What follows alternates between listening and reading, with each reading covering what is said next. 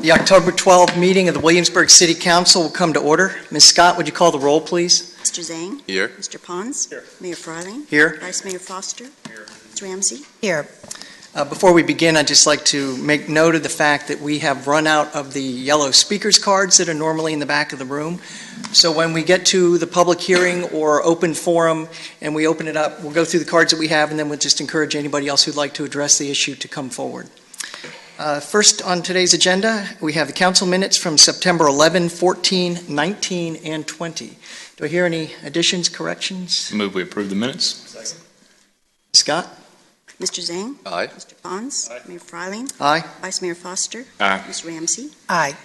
Next on the agenda, a matter of special privilege, the presentation of the Mayor's Beautification Awards.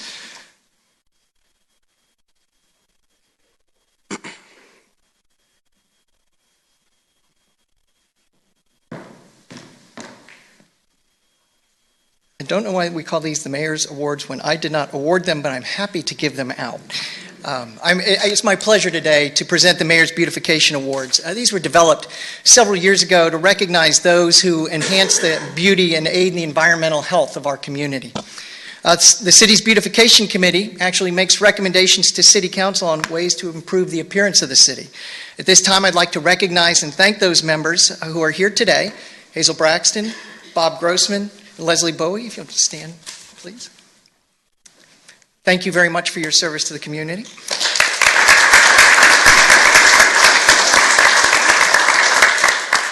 Always the chair of the committee, so if you would come up, please, and help me out. I need all the help I can get. All right.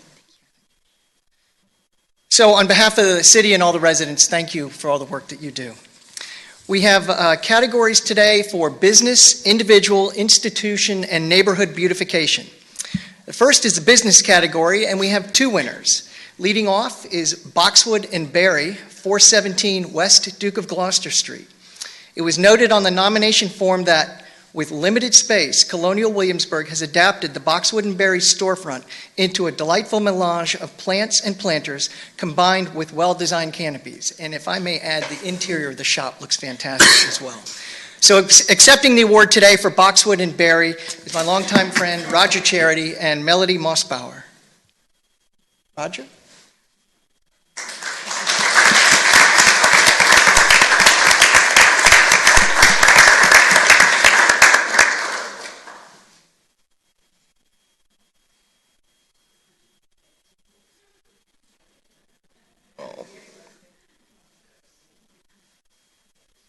Oh, we can do a picture. Wait, you don't get away that fast.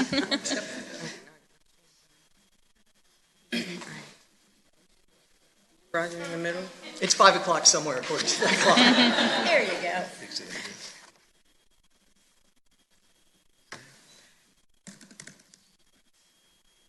Thank you. Congratulations. Also in the business category, we have Williamsburg Manor Bed and Breakfast at 600 Richmond Road. On the nomination form, Williamsburg Manor Bed and Breakfast was recognized for numerous improvements to the house and the grounds, including new mahogany door, sidewalk, chicken coop for fresh daily eggs, and over 100 tulip bulbs. And we're just about to head into that time of the year when they put those beautiful red lights on that tree in the front yard, and it really pops. Accepting the award today for the Williamsburg Manor Bed and Breakfast is Laura McKnight.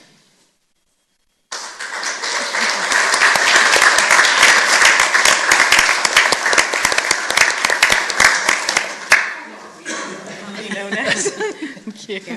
Thank you. Thank you. Congratulations. Thank you. Wait, picture. Thank you. Thanks.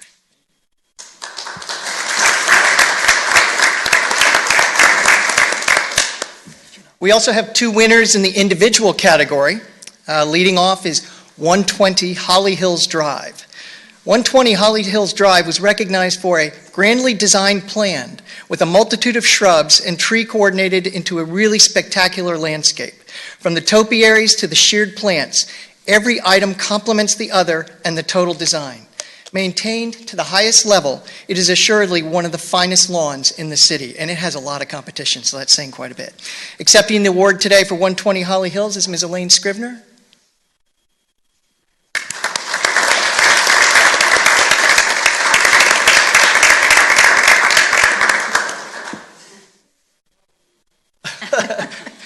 didn't know.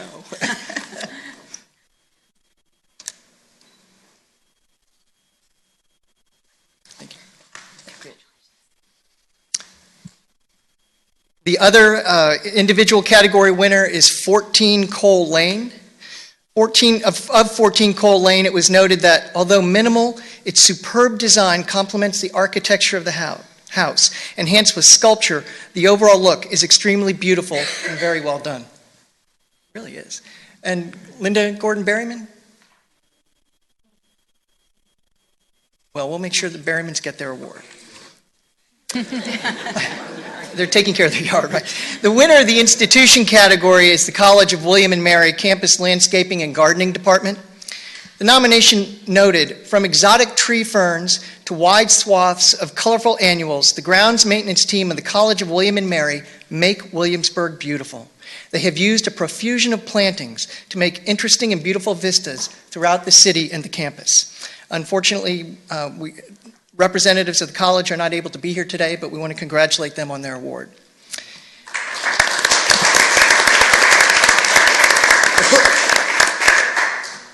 And the winner for the neighborhood category is Sterling Manor Apartments, LLC. The nomination form read, the Sterling Manor Apartments have exceptional landscaping that is maintained in a pristine manner. It is not just at the entrance, but over the entire span of the complex. Accepting the award today is Michael Alexander of the Grounds and Landscaping Department. Maybe? Well, we'll get Mr. Alexander his award too. In addition to the award certificates that are presented today, a beautification award sign will be installed on each property and it will stay there until August of 2018. This prestigious sign recognizes the outstanding contributions in the area of beautification and promotes their continuing efforts. So on behalf of my fellow members of City Council and all the people of Williamsburg and our special committee, we thank the award recipients for all you've done to make our community an ever more special place to live and a wonderful place for our visitors. Thank you very much.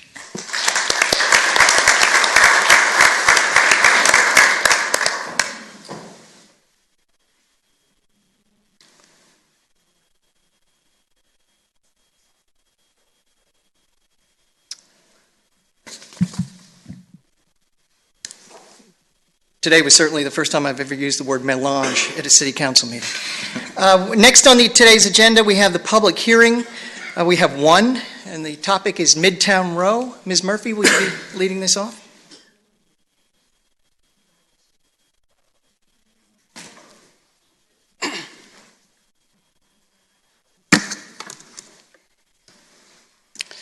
Mayor Frowling and members of City Council. This is a request to redevelop the Williamsburg Shopping Center into a new mixed-use development project named Midtown Row. On the screen is the current shopping center with the existing buildings highlighted in yellow. There are 5 entrances into the shopping center on Monticello Avenue, with 2 entrances on Richmond Road, which are highlighted in red. The shopping center is located on approximately 19.44 acres and contains over 251,000 square feet of commercial space. For redevelopment of the shopping center, the applicant has submitted a master plan with 2 possible layouts. Option 1 contains 4 new 5-story mixed-use buildings totaling approximately 320,000 square feet of residential and amenity space with over 60,000 square feet of new ground floor retail restaurant space, which are shaded light blue on the screen. A new 140-room hotel is proposed at the intersection of Richmond Road and Monticello Avenue, which is shaded the darker blue on the screen. Building 7 containing Sal's and the ABC store and a smaller retail space which will be refurbished along with the existing Food Line building. This option also proposes to refurbish and convert the Ace building into a food and entertainment use. This option contains 240 residential units, just under 128,000 square feet of retail restaurant space, and a 2-level parking structure shaded in brown with approximately 239 parking spaces. Option 2 contains 4 new 5-story mixed-use buildings. However, Building 4 is smaller in size and contains less residential units, 40 instead of 72 in Option 1. This option does not contain the hotel building and retains a larger portion of the existing Building 7 along Richmond Road, as shown in the darker shade of yellow on the screen. A portion of the existing building will be removed to allow for parking and driveway connection to other portions of the development. This option contains 208 residential units with over 162,000 square feet of retail restaurant space and the 2-level parking structure, again shaded in brown, with approximately 239 parking spaces. In both master plans, the developer proposes a well-landscaped new road system with extra-wide sidewalks to encourage a pedestrian-friendly experience with outdoor dining and new retail establishments. A new road from Monticello Avenue opens into a public plaza designed for neighbors, students, and visitors to relax and enjoy their stay. The developer is under contract with the owners of Monticello Shopping Center to purchase that shopping center to potentially relocate tenants from redevelopment of Midtown Road into the shopping center. The 2013 comprehensive plan designates this parcel as urban commercial land use and notes the city's 2 oldest shopping centers are located in this area, which includes a mix of retail, office, and service businesses, as well as hotels and timeshares, and a smaller number of apartments. Because the urban commercial area is located close to downtown and the College of William & Mary, it has much potential for future major redevelopment as a mixed-use area with housing for both college students and senior citizens. Maintaining a strong commercial component is essential, and an appropriate mix of retail space needs to be retained to serve the needs of the downtown area, including basic uses like grocery, hardware, and drugstores. I copied specific sections of the comprehensive plan in my memo. I will cover some of the highlights next. In the neighborhood and housing section of the comp plan, it notes we should build new mixed-use neighborhoods and that the Midtown planning area has the potential to redevelop into a mixed-use neighborhood with an emphasis on student housing. It says to develop alternatives for student housing and encourages partnerships that facilitate the construction of student housing. It says regulations should encourage student-oriented housing in suitable off-campus locations to supplement the housing provided by the college. It also states positioning the Midtown planning area as a location for new student housing, which could free up affordable housing in existing neighborhoods if students move from existing single-family houses in new apartments that are designed to address student needs. Providing more student housing is important, particularly since the housing needs assessments noted that college students help to drive up housing costs. In the institutions section, it states, there is a great demand for student housing on campus and in the area surrounding the college, which has an impact on the largely single-family neighborhoods adjacent to the college along Richmond Road and Jamestown Road, and that additional student housing should be constructed on the main campus and in the Midtown planning area. Under the commercial and economic development section, it states, while recent commercial development and retail growth in neighboring counties have outpaced that in Williamsburg, the city is still a major player in the regional marketplace.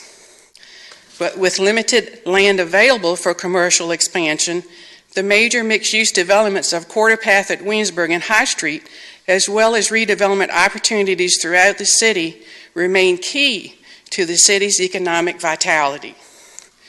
Great care needs to be taken by the city to recognize and stay on top of the ever-changing dynamics of the market and to respond to them in an appropriate manner.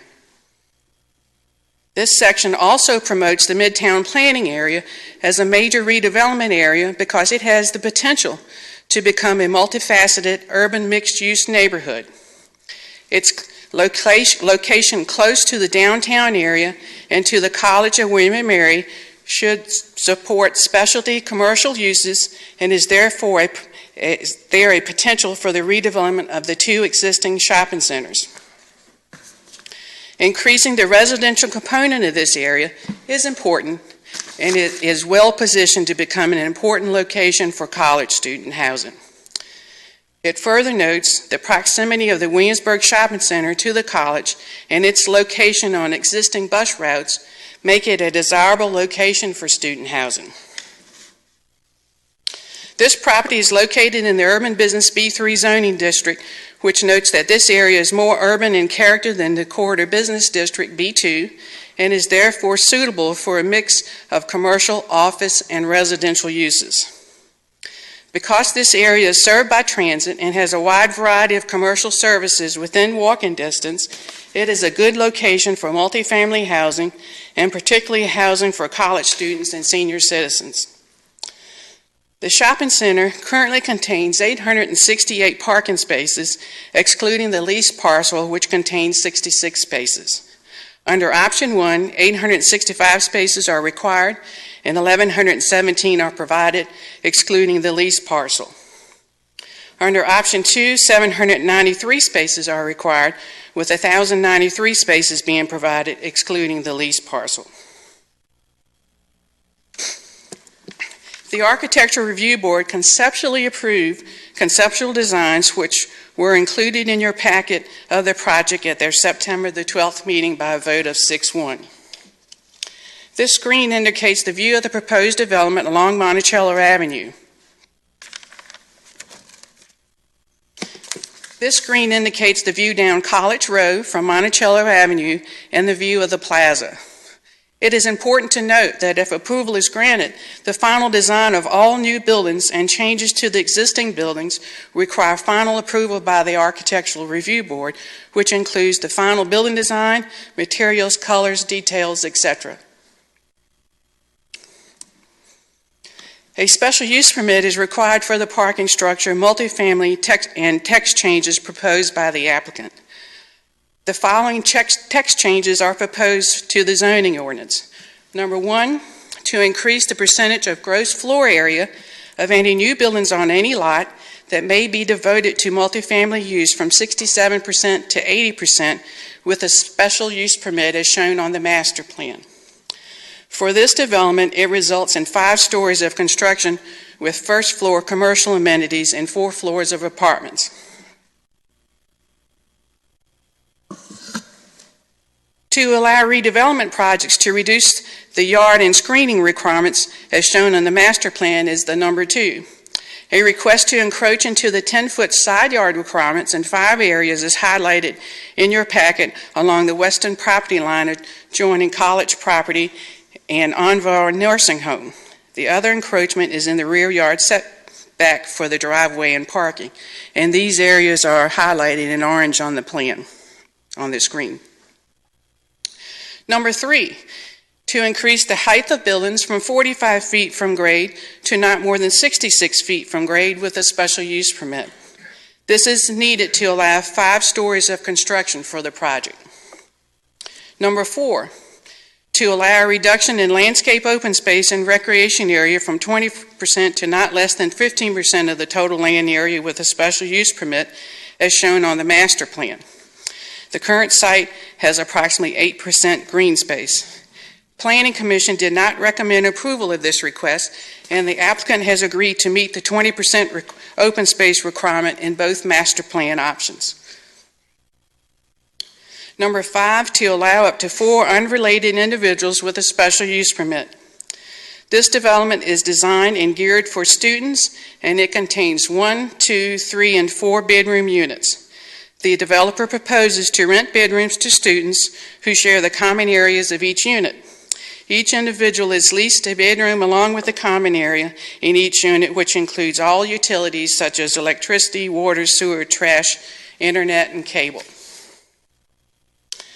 Number 6 was a staff request that proposed a text change to add design to the definition of student dwelling, thereby adding it to permitted dwelling unit occupancy sections and special use permit sections of the zoning ordinance as outlined in my memo.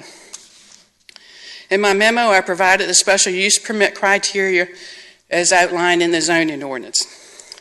You were also provided a fiscal impact analysis which projects the project will have a positive fiscal impact to the city over the 10-year analysis period.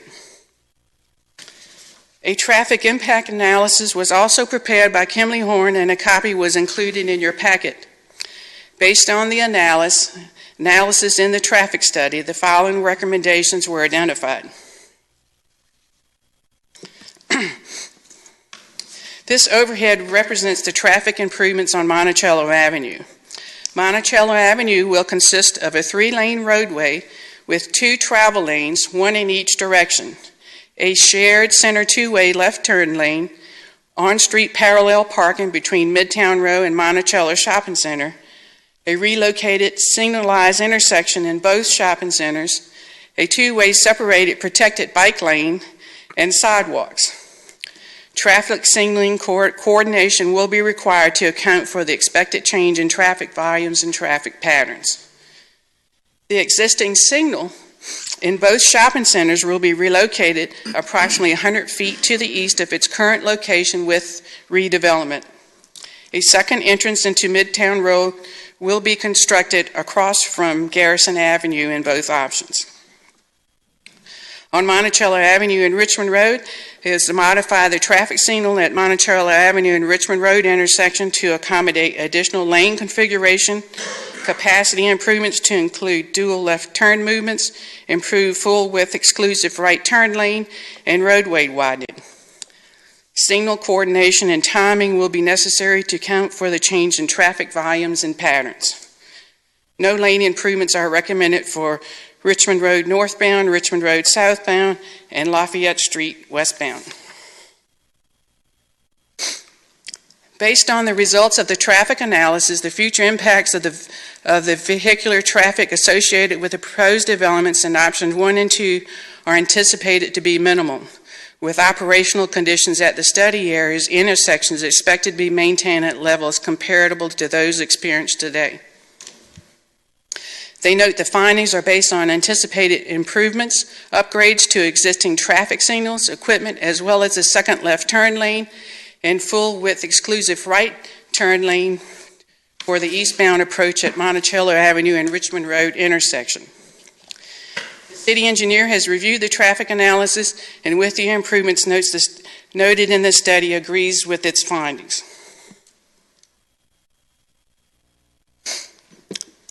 Improvements along Monticello Avenue and the signalized intersection improvements to Richmond Road will be constructed by the city in 2018-19 to coordinate with the opening of Midtown Road in the summer of 2019. The developer and the city are working together to redesign Monticello Avenue to include new sidewalks, stoplights, cycle track, parking, landscaping, and street furniture. The owners of Midtown Road will dedicate to the city the right-of-way required to make the necessary improvements to Monticello Avenue for street improvements, parking, landscaping, bike lanes, and sidewalks. The city will continue to monitor and implement new timing and coordination as part of the regular city operations and maintenance. The 2 existing entrances into the shopping center will remain with some modifications to the width of the entrance closest to the intersection of Richmond Road and Monticello Avenue and this construction of the multi-use path. The site currently consists of an outdated, underperforming late 1950s shopping center on 19.44 acres with 8% open space. Redevelopment of the area into a new mixed-use student-oriented development project that has both commercial and residential uses will benefit not only this area of the city, but the city as a whole. The comprehensive plan recommends the Midtown planning area as a location for new student housing. It states that locating student housing in this area has the potential to free up affordable housing in existing neighborhoods. The proposed redevelopment of the shopping center will have the potential to prevent additional housing in city neighborhoods from being converted to rentals and for the relocation of some students in existing neighborhoods into a more vibrant area with student amenities. This project is in harmony with the adopted comprehensive plan. It is located in a zoning district that allows a mixture of office, commercial, and residential uses. It is adequately served by public services. It does not result in the destruction, loss, or damage of significant ecological, scenic, or historic features, and the proposal is designed, sited, and landscaped to not hinder or discourage development on adjacent properties and surrounding neighborhoods. This proposal is supported by the policies and recommendations set forth in the comprehensive plan as noted previously in my memo. Planning Commission held a public hearing on September the 20th. The applicant, the applicant's attorney, and 18 citizens spoke at the hearing. Planning Commission recommended to City Council by a vote of 4-3 the special use permit request and text changes for 1, to increase the percentage of gross floor area of any new buildings on any lot that may be devoted to multifamily use from 67% to 80% with a special use permit as shown on the master plan. 2, to allow redevelopment projects to reduce the yard and transitional screening requirements as shown on the master plan. 3, to increase the height of buildings from 45 feet from grade to not more than 66 feet from grade with a special use permit. And 4, to add design to the definition of student dwelling with the 3 conditions recommended by staff. The Commission did not recommend approval to allow a reduction in the landscape open space, as I noted previously, and the applicant has withdrawn that request.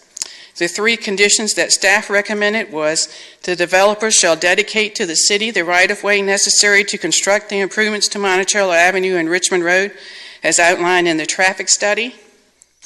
The developer shall coordinate with the city and provide an easement or right-of-way along Richmond Road for a new multi-use path along Richmond Road frontage of the shopping center to connect to the new cycle track and sidewalks.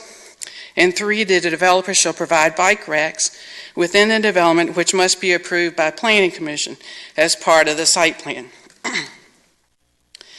The Commission took a separate vote on the request to allow 4 unrelated individuals with a special use permit and recommended by a vote of 5-2 to approve the request to allow up to 4 unrelated individuals in a 2 or more bedroom unit with a special use permit.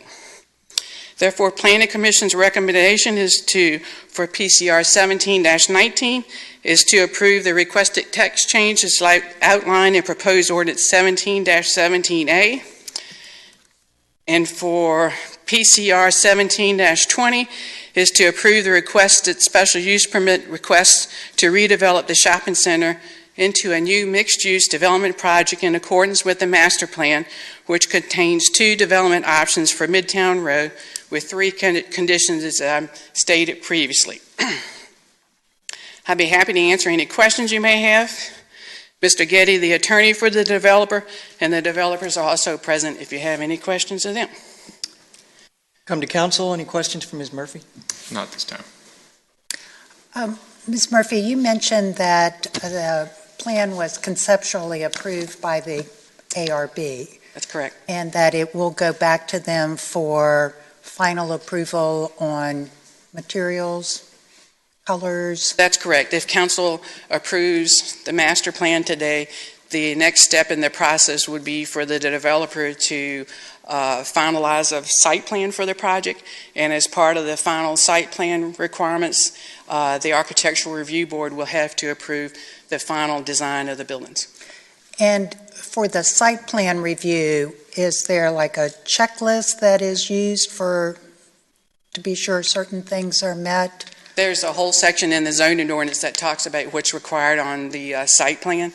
So that's reviewed by staff. It goes to the site plan review committee, which is 3 members of Planning Commission. Comments are addressed by them also. The applicant then goes back and revises the site plan if there are any changes that are needed, and then it would come forth to Planning Commission for final approval. And before it can come forth to Planning Commission for final approval, again, it has to have Architectural Review Board approval for the final design. Thank you. In the master plan, there's 2 options. That's correct. Both of them, and then we're over to guess which one they're going to provide, or will we make a recommendation? Will we approve one or the other? The applicant is seeking approval for both options. Council, of course, has the option of approving both options, one of the options, both options, or no options. It's up to council as to what options you can approve as far as the master plan. So assuming we approve the master plan with both options, how would we know which option we'll end up with? I would believe he'd have to state that before when he comes in for his building permits as to what option he would be going for, and it would also have to correspond with the site plan that's submitted for the development. That's all the question I have right now. Ms. Murphy, thank you for your presentation. Quickly, just to jump off Ms. Ramsey's question, I know generally the Architectural Review Board meetings are open. That's correct. For this one, when it gets back to them, assuming it's decided one way or the other, but if it does, if it goes back to the ARB, does the public have an opportunity to sit in on those meetings? Is there like an open session part of it, or can you... I'll answer this question. The Architectural Review Board is a public body, and their meetings are required to be open to the public. Okay, so there's public notice and all that. Okay, just wanted to make sure. Another question is, I know in terms of the comp plan that it's cited that it's primarily geared towards student housing. And I know that's been written in the comp plan.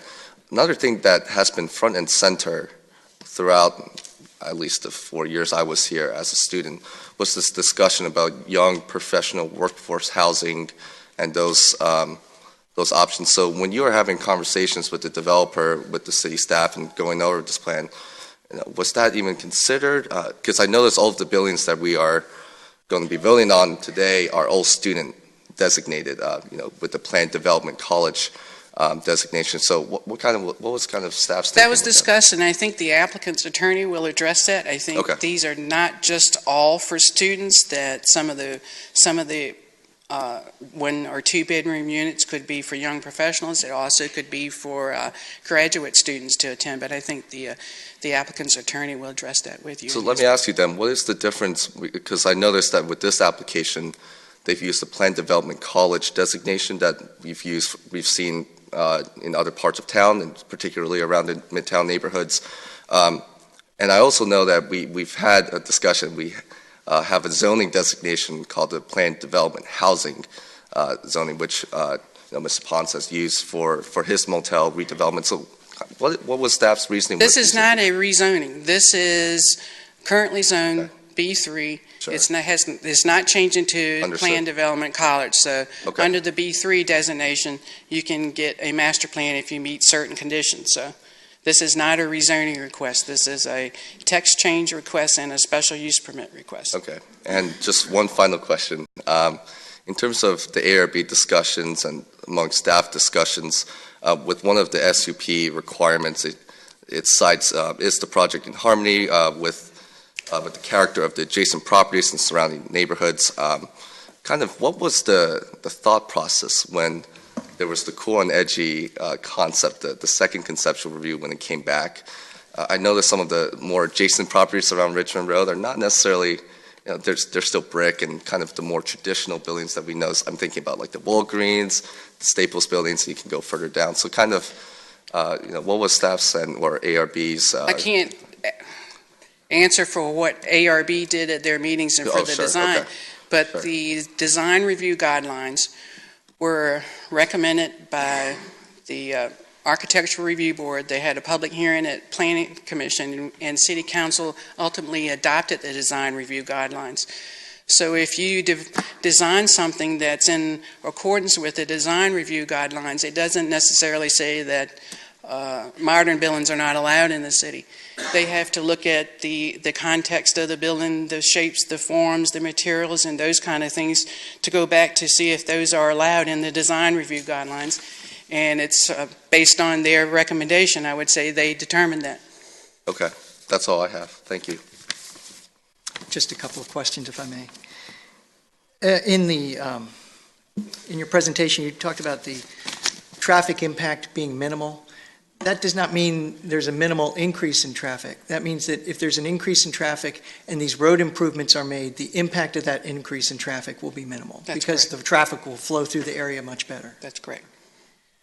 That wasn't really a question, it was more of a statement, but thank you for agreeing with it. Something that's come up multiple times, and this might be a question for Chief Dent.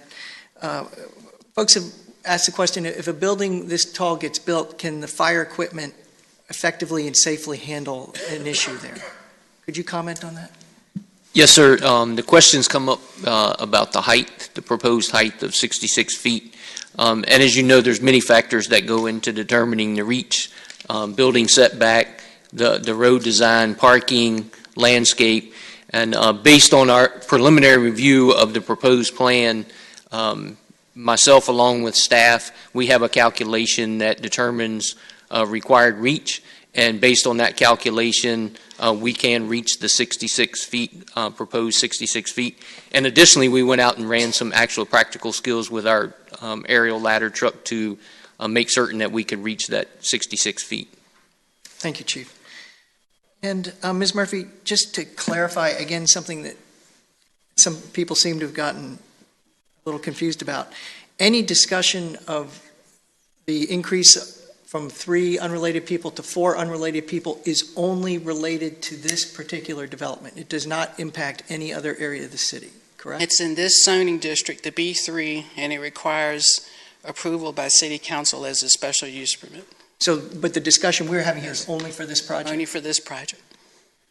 And could you just one more time explain the difference between 17 and 17A? 17 was the staff's recommendation. It had the number 4 on the open space on it. And 17A was Planning Commission's recommendation, which took the open space, 20% open space requirement out of it. So 17A keeps the higher open space requirement, and that's different from what staff originally. 17A keeps the 20% open space, and that was different from what staff required in the 17. So that's basically the difference between the two. Yeah, just to follow up on the fire, the safety. Clearly, the development will have to adhere to all the building codes, safety regulations, and just because even if we didn't have a ladder tall enough, I mean, the buildings would have to be constructed in a way that where they have sprinklers and That's proper fire escapes and that type. They would have required to have sprinklers and meet the fire code and the building codes. Any other questions for Ms. Murphy? I'll ask mine after the applicant Okay. speaks. We will then open the public hearing. I have some speakers cards. Mr. Getty, would you like to start us off?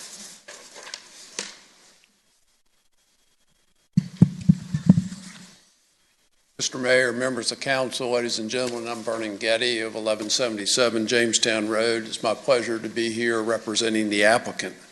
Also here is Mr. Mike Jacoby, the CEO of Broad Street Realty.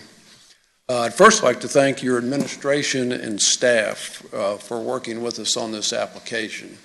They have done their usual professional and thorough job, and they're a pleasure to work with. We obviously agree with their recommendation of approval, the recommendation of the Planning Commission, the recommendation conceptual approval from the Architectural Review Board. I would also like to thank the Economic Development Authority for their support. Williamsburg Shopping Center was acquired by a joint venture of Broad Street Realty and Lamont Street Partners, both of Bethesda, Maryland, in January of this year. They have the Monticello Shopping Center under contract and will close next month.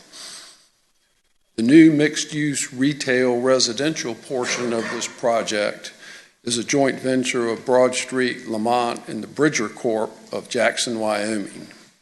Broad Street and Lamont are very experienced owners, developers, and managers of retail, multifamily, office, and industrial real estate with more than 5 million square feet of primarily retail and multifamily properties under their control and management.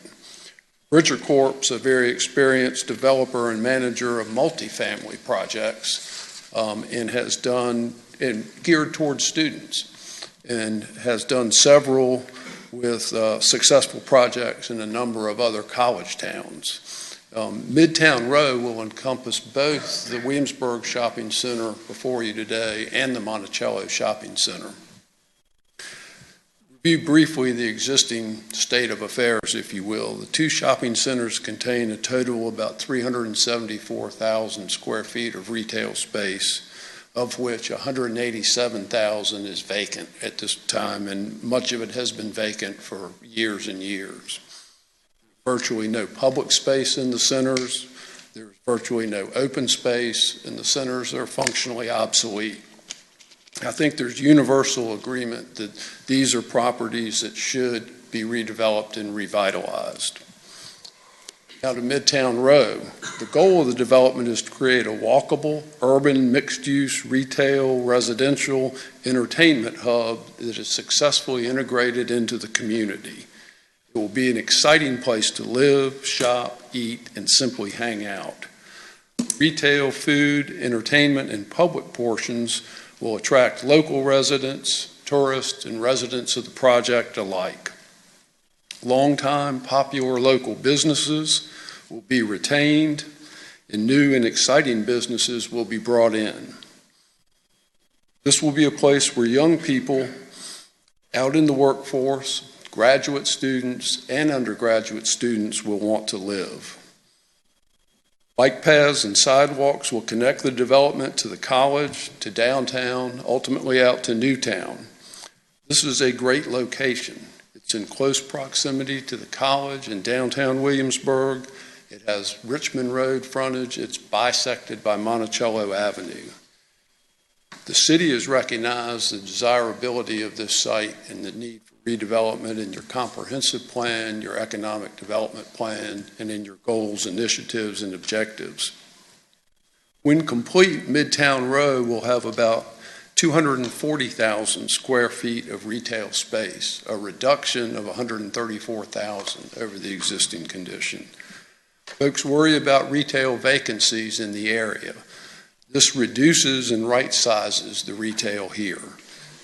There'll be approximately 330,000 square feet of residential space with about 20,500 of amenity space on the first floor of one of the buildings that accompanies that.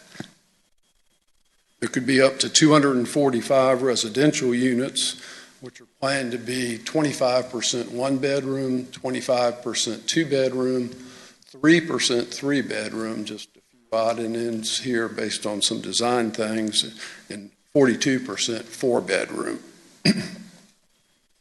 There will be a two-story parking deck for residents and a village green with stage and other public spaces. Wide sidewalks, extensive landscaping, outdoor dining, and seating for all of us to enjoy will be there. So to review quickly the proposal itself and broken down into three elements. First, the Monticello Shopping Center. While not a part of this approval process today, it is an integral part of Midtown Row. 71,700 square feet of retail. That center will be renovated completely. A new entrance will be created lining up with College Row on the Williamsburg Shopping Center side. That intersection is a part of your Monticello Avenue project, will be signalized, pedestrian-friendly, and heavily landscaped. The developers are at lease with a national organic grocer new to this market for about 24,000 square feet of the Monticello Shopping Center. Ace Hardware will be relocated into 17,000 square feet of the center with space on two levels and space behind the center for the U-Haul operation. FedEx will move across the street. The Nawab restaurant will be retained. A new high-end pet supply store will be added. A Tisha restaurant will move across the street from the existing Williamsburg Center. And they have a letter of intent signed with a prominent microbrewery for the old movie theater, now church space, which would have brewing operations on the basement level, tap room, retail operation at ground floor, and perhaps a roof bar as a part of that operation. There have been serious discussions that have taken place with tenants that would occupy another 100,000 square feet space. This overwhelming level of interest is attributable to two things. First and foremost, it's the excitement generated by the redevelopment of Williamsburg Shopping Center across the street and the excitement and traffic that will bring. And the second is the great location I've described. Also bear in mind there are 50,000 square feet of existing tenants that can't be accommodated in the new development that will be out looking for space when this redevelopment occurs, so further helping fill vacancies in the market. Second, a quick look at the repositioned retail space at Williamsburg Shopping Center. Sal's by Victor is under lease. It will remain, it will have a more prominent location with outdoor dining and access to the Village Green and Plaza, as you see on the plan there. The ABC store will be remained as well. Food Ryan remains under lease and has committed to a renovation of their store. Finally, Marshall's will be relocated and right-sized to the Richmond Road side of the project, making this entire thing possible. Ace moving across the street to the Monticello side, that building will become a food art hall with a coffee beer garden, food kiosk and vendors, public art, artisan displays, outdoor seating, and again, fronting on the plaza with ready access to the Village Green. Finally, the 4 new mixed-use buildings. As Carolyn mentioned, there's approximately 61,000 square feet of new high-quality retail along College Row and Monticello Avenue. The plan is to have 17 to 18-foot high podiums, if you will, giving you a 15-foot high ceiling in the retail. Retailers can customize their own storefronts. The building facades on that floor will all be brick, different shades on different buildings, but all brick. There will be pedestrian-friendly wide sidewalks, outdoor dining and seating, and on-street parking. The residential development above, we and everybody has called it student-oriented. I think a better term for that is young person-oriented. The units are open to anybody, of course, under fair housing laws, but they are designed to appeal to young people, young professionals, young folks in the workforce, graduate and undergraduate students. As I mentioned, 25% of the units are one bedroom. There's no difference between these units and any one bedroom apartment anywhere. Rental structure will be a full service rental rate. They're anticipating for a one bedroom apartment, that rate would be about $1,250 or so a year, rent, utilities, internet, cable, trash collection, the whole shooting match. We think that's not only affordable, there in other local jurisdictions that have definitions of workforce housing, this would fall within that definition. I think the 2-bedroom apartments will be equally attractive to young people. Certainly the 4-bedroom apartments will be primarily students.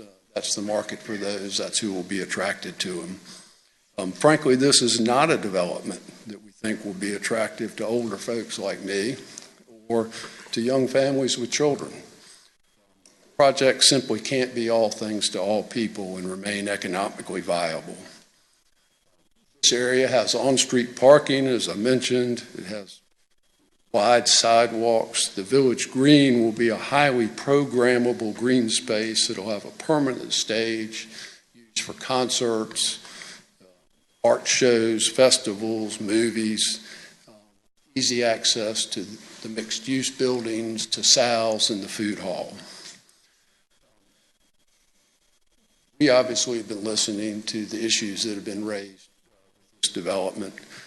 There are 3 issues we've primarily heard. One I've just discussed is the mix of the housing types that would take place here. The second is the design and colors of the project. As Carolyn has pointed out, the project has received conceptual approval from the Architectural Review Board. In initial discussions with both the ARB and staff, there was a clear message, which was don't try to imitate or replicate colonial architecture here. honor the charm of downtown Williamsburg by being different. Employ modern, cutting-edge design, color, and materials.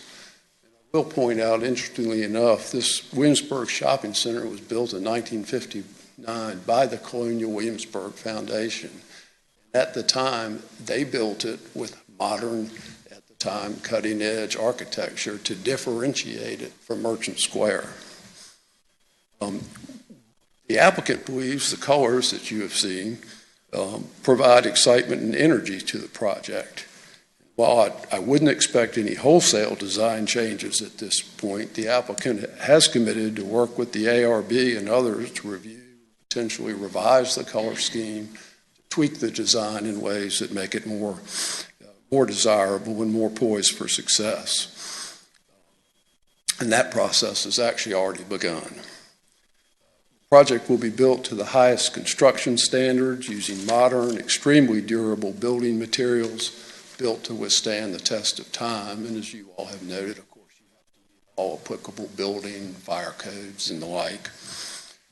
The last issue we've heard about is height. For a mixed-use urban development is called for by the comprehensive plan, to succeed and be economically viable, you must have density.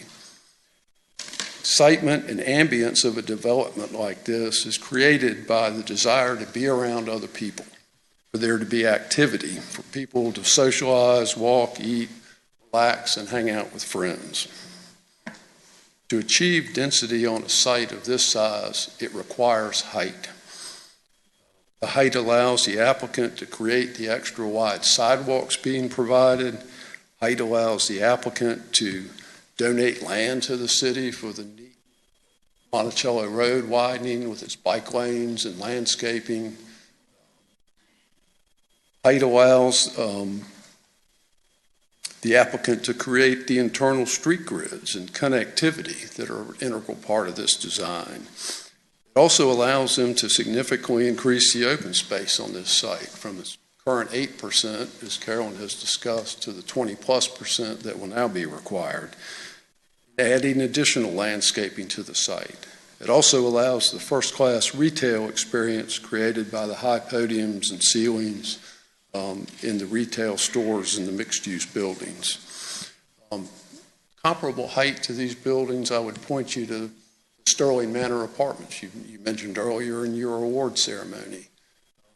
Measured from grade to the top of the roofs there, they're approximately the same height as these buildings would be.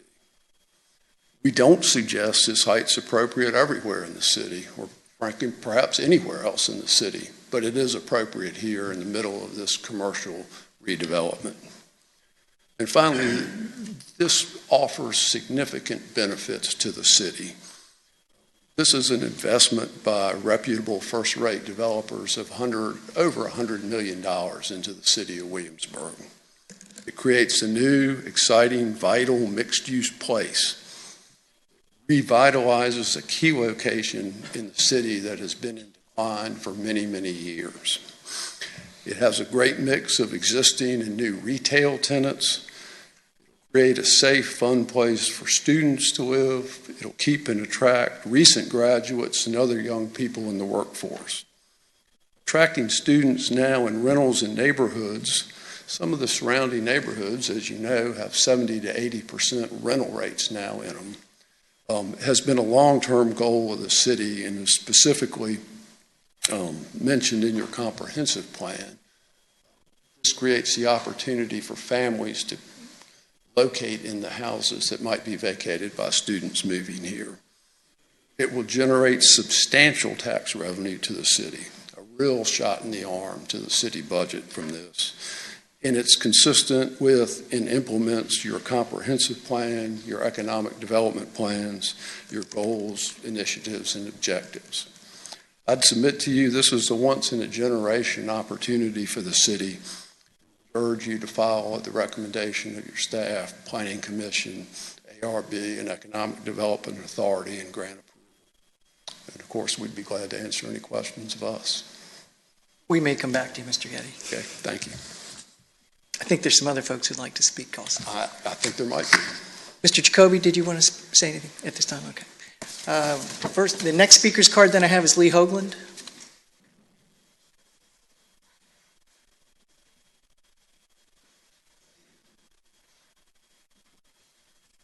Mayor Freiling, City Council, and fellow citizens, I'm Lee Hoagland. I am with Chesapeake Bank, a business neighbor to this proposed project.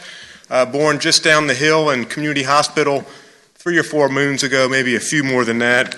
I'm standing in support of the project.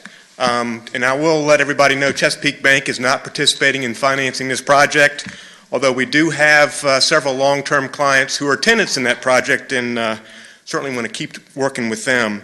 I'm not up here to opine on the architecture or the colors, but this is an extremely important gateway to the city, and I think we need to look at repurposing a 1950 shopping center.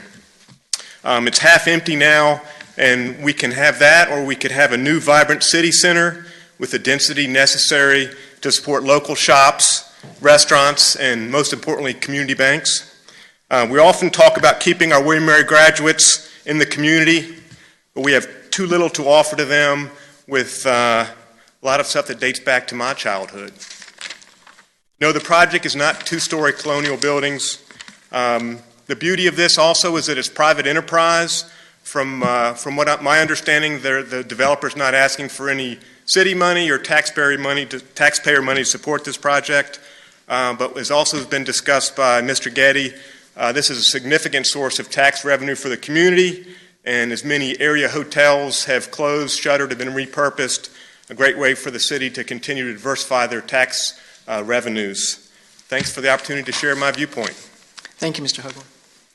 Next speaker's card we have is Nancy Canning.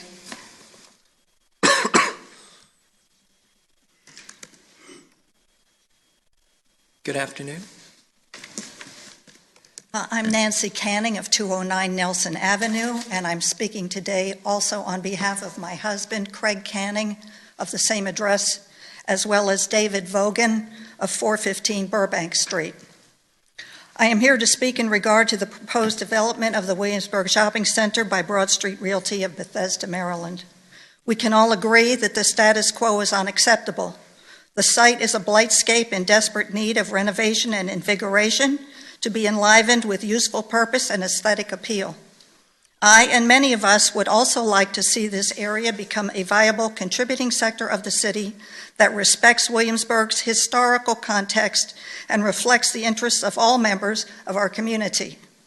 Although we agree with the overall objective of revitalizing this site, we do not believe that the current proposal, in terms of its use and design, is an appropriate solution to the problem before us. 1, does the proposed site plan respect the unique historical and architectural context of Williamsburg? 2, does the proposal really represent the best interests of our community? 3, have the likely profound consequences, both short-term and long-term, of this proposal been given due consideration? Surely there must be other possible solutions that will prove to be more acceptable in meeting our common objectives.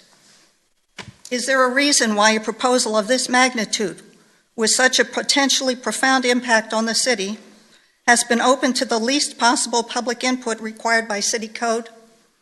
There has been no opportunity for open forum discussion, no, quote, conversation with citizens. Citizen input has in fact been limited to online e-comments and 5-minute remarks by individuals who are able to attend public hearings, immediately followed by a vote by the Planning Commission, City Council today, and the Architectural Review Board in the future. Why are we so hasty to approve a plan that has been so minimally vetted by the public? Are we to believe that anything is better than what we have now? Not only does the proposal raise serious concerns about its fundamental purpose and aesthetic appeal, it also calls for changes in the existing city code provisions that have served us well up to now. 5-story buildings as high as 66 feet, that's almost 50% taller than the existing permissible building height of 45 feet. Student, quote, designed dwellings permitting 4 unrelated individuals in a total gross floor area increased to 80% of each residential building over the existing permissible 67%. I was going to say the outdoor green space was reduced from 20% to 15%, but I think that has been corrected. What is wrong with this picture? I was going to say everything, but I will say almost everything. The student rental purpose of the project, the scale of the buildings, the residential density requested, the building materials and color scheme. Broad Street Realty CEO Mr. Jacoby's expressed belief that the use, scale, footprint, and edgy appearance of this site will provide an inviting and appropriate, quote, gateway to what the city website calls Virginia's colonial capital remains highly questionable. In conclusion, I urge you to reject the variances requested today. In my view, the current proposal is ill-conceived, inappropriate, and short-sighted. I urge city staff to rework the proposal in conjunction with Broad Street Realty in order to construct an alternate plan that adheres to existing city regulations and that better addresses the objectives that we all share. Those who live here, as well as our many out-of-town visitors, treasure Williamsburg as a unique gem of a city renowned for its charm, its colonial heritage, its embodiment of style and good taste, its quiet refinement, and its timeless elegance. We would like the unique characteristics of Virginia's colonial capital to continue to prevail. Thank you. Thank you, Ms. Canning. Well, we've exhausted our speakers' cards. So now I invite anybody else who'd like to address council. If there are a number of people, we might want to form a line or just come up one at a time. And when you approach the podium, if you could please provide your name and address for the record, that would be most helpful. And if you could keep your comments to 5 minutes or less. Thank you. Take one. Okay. I'm Lisa Noon. I'm CEO of the Williamsburg Area Association of Realtors.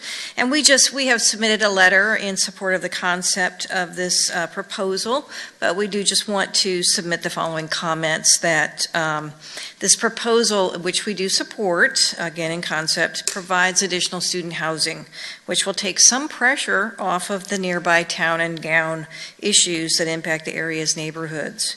More student housing, as proposed, reduces student rental housing pressures in our residential neighborhoods. And that's certainly something as a body of realtors and real estate professionals that we would support. This proposal offers additional affordable housing, again, another area where we have concerns. It supports workforce housing and young professional housing, all of which we have supported over the years. This proposal also offers opportunities for placemaking. Placemaking being sort of a new term that's used these days for urban planning design and opportunities for people to gather. And so we have supported this concept and we believe that this would provide that as well. The proposal also offers future commercial opportunities that will inject new vibrancy into that area of the city. And finally, this proposal is a redevelopment of a section of the city that for years has been struggling with its identity, with its anchor tenants, and with vacancy issues. It's for these reasons and because of our mission as an organization that supports private property rights and property values that we would stand here to support this proposal and concept. Thank you. Thank you very much. Mr. Godden.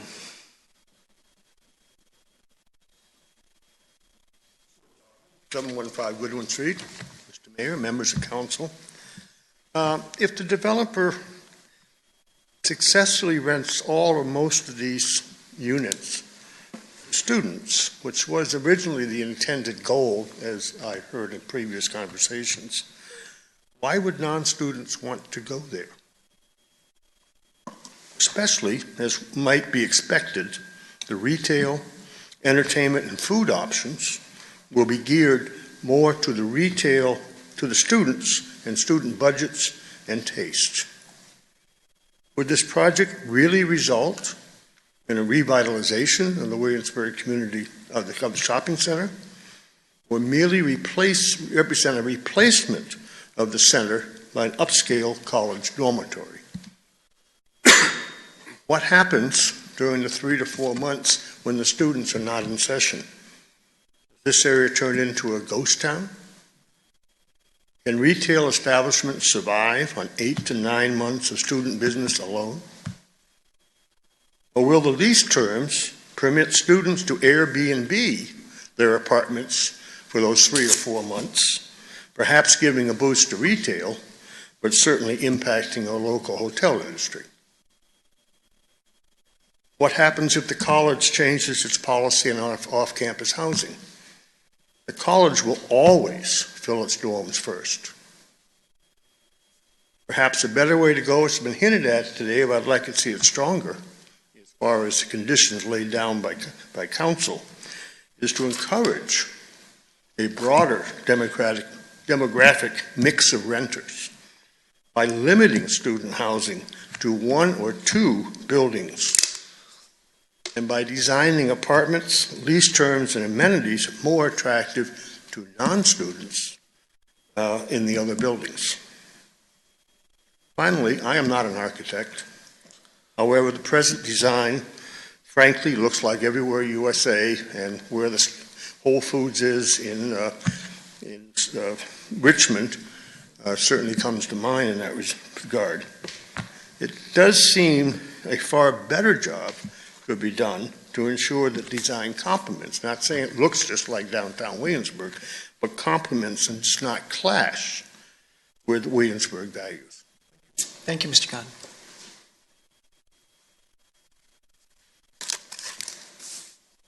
Good afternoon. Good afternoon, Mr. Mayor, City Council members. Thank you for this opportunity to speak. My name is Bob Orlando, the General Manager of Patrick Henry Mall and Newport News. I'm a resident of James City County, and I'm here today speaking on behalf of H.R. Aker, Hampton Roads Association of Commercial Real Estate. And I appear before you to speak in support of this Midtown Road Development Project. H.R. Aker has 550 members, companies in commercial real estate, commercial property owners, developers, related professions like bankers, engineers, architects, contractors, and many others.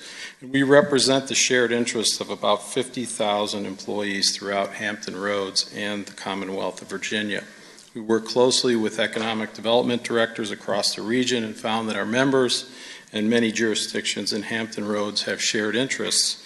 And we meet with these economic development directors twice a year and discuss our legislative priorities as well as the outcome of the previous legislative session. My comments will be brief today. Specific to Midtown Row, we believe that this project represents a unique opportunity to revitalize a portion of the city that has suffered a decline in appearance and activity and revenue. By building it up, I think you make the best use of the land available to develop and increase the property tax base while providing new and exciting food, retail, and housing options. It's refreshing to see the city work together with a developer in transportation infrastructure and streetscapes improvements as a part of this project. And by creating the bike lane and pedestrian-friendly accommodations, you'll certainly transform this area into a place where people want to be and people can be proud of. Hats off to all involved on working together on this project, a win-win in our opinion. On behalf of our members, I want to thank you for this opportunity to speak today and look forward to continuing dialogue that advances collaboration and cooperation in the many and various issues and concerns that we all face going forward. Thank you. Thank you, Mr. Orlando. Ms. Reardon, good afternoon. Mayor Freiling and esteemed members of City Council, I am Karen Reardon, President and CEO of the Greater Williamsburg Chamber and Tourism Alliance, situated across the street from here. The mission of the Chamber and Tourism Alliance is to advocate, collaborate, and create new networking opportunities so new businesses can emerge and existing businesses can grow and prosper. And I stand here today before you in support of the Midtown Row project because I can't think of a project that better exemplifies the mission that we support at the Chamber. This is a very important project for the livelihood, the dynamic, vital existence of our city center. There's been so much work done through your GIO process, through your planning commission, through the ARB, working with the developer, working with all the right stakeholders, and all of the things that you've outlined in your vision through the GIO are met. Every piece of criteria, when I go through your documents, based on what Ms. Murphy spoke to today, have been met. So I cannot, again, think of a project that does a better job of fulfilling what you were seeking to do when you first looked at this parcel of land, as well as right across the street at Monticello Shopping Center. So we're excited about this project because we think, again, the city is a modern, forward, future-thinking entity. This will exemplify that. It should not look like Colonial Williamsburg. It should not look like Merchant Square. It should look like itself, just the way the building we're standing in today was a cause for great hue and cry just a few short years ago, and now is an absolutely gorgeous, highly functional building in our city that we can all be proud of. So again, we look forward to helping to support the businesses, those existing businesses like our friends at Sal's and Food Lion and Ace Hardware and all the other companies that are already there, as well as the new businesses that are going to come into this exciting project. We're also excited about this from a tourism perspective. We think that this is going to be a great gathering place. I look forward to doing events and coming before you and asking to host festivals in this very space in hopefully just a few short years. So I think there's been a little bit of rhetoric around students. I prefer to think about this as Mr. Getty said today, this is a young professionals area, and I think that in all of the conversations we've had about some of the key challenges we have in our community when it comes to retaining amazing graduates from William and Mary, this again is a step in the right direction to make sure that they have the housing, the entertainment, the dining, and everything that they want to make the decision to stay here in our community, to work here, to live here, and to build up our community. So again, we're excited about this project and stand here in support of it and hope you will support it today. Thank you very much. Thank you, Ms. Reardon.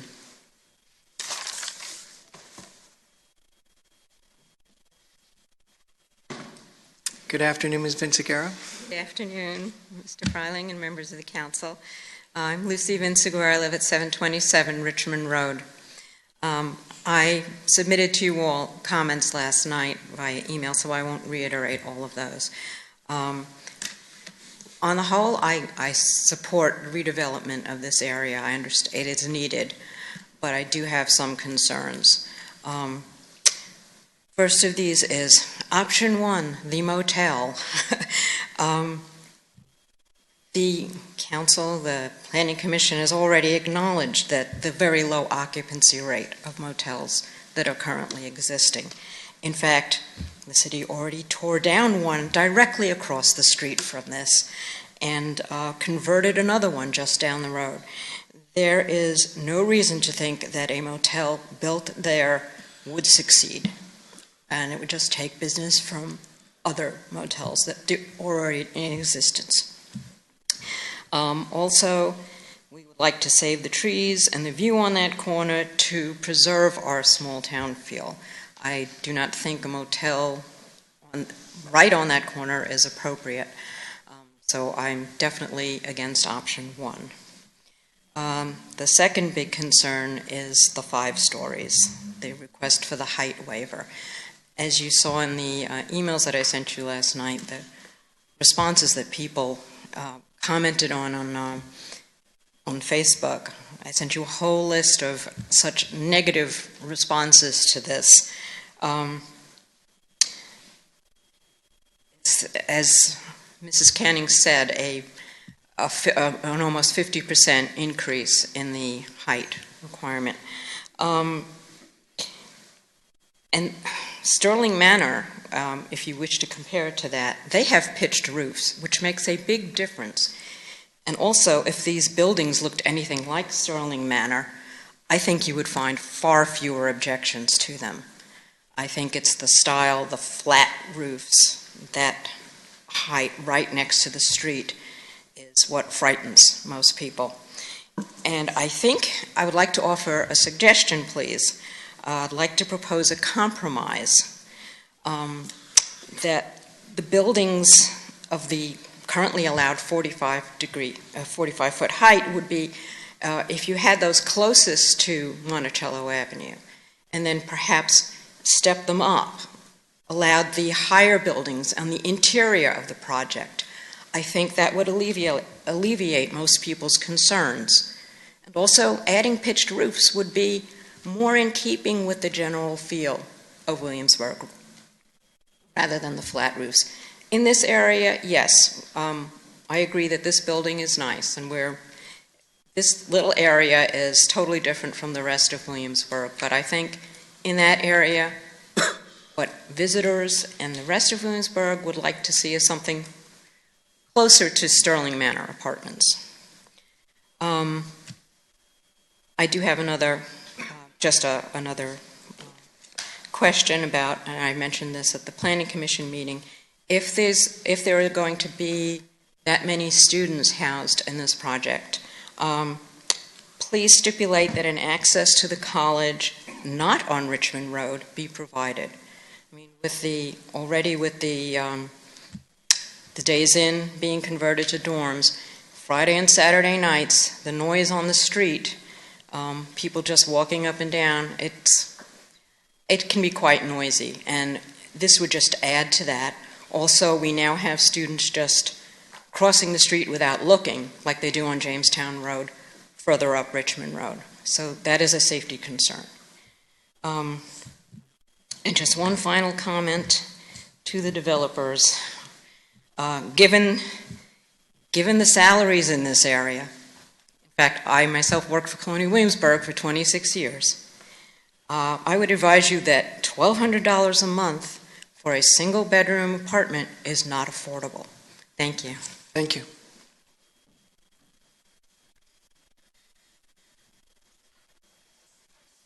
Good afternoon. How are you? My name is Diana Luzinski. I live at 110 L Woodley. I just want to make a comment about the gentleman. He said something about awnings on the retail.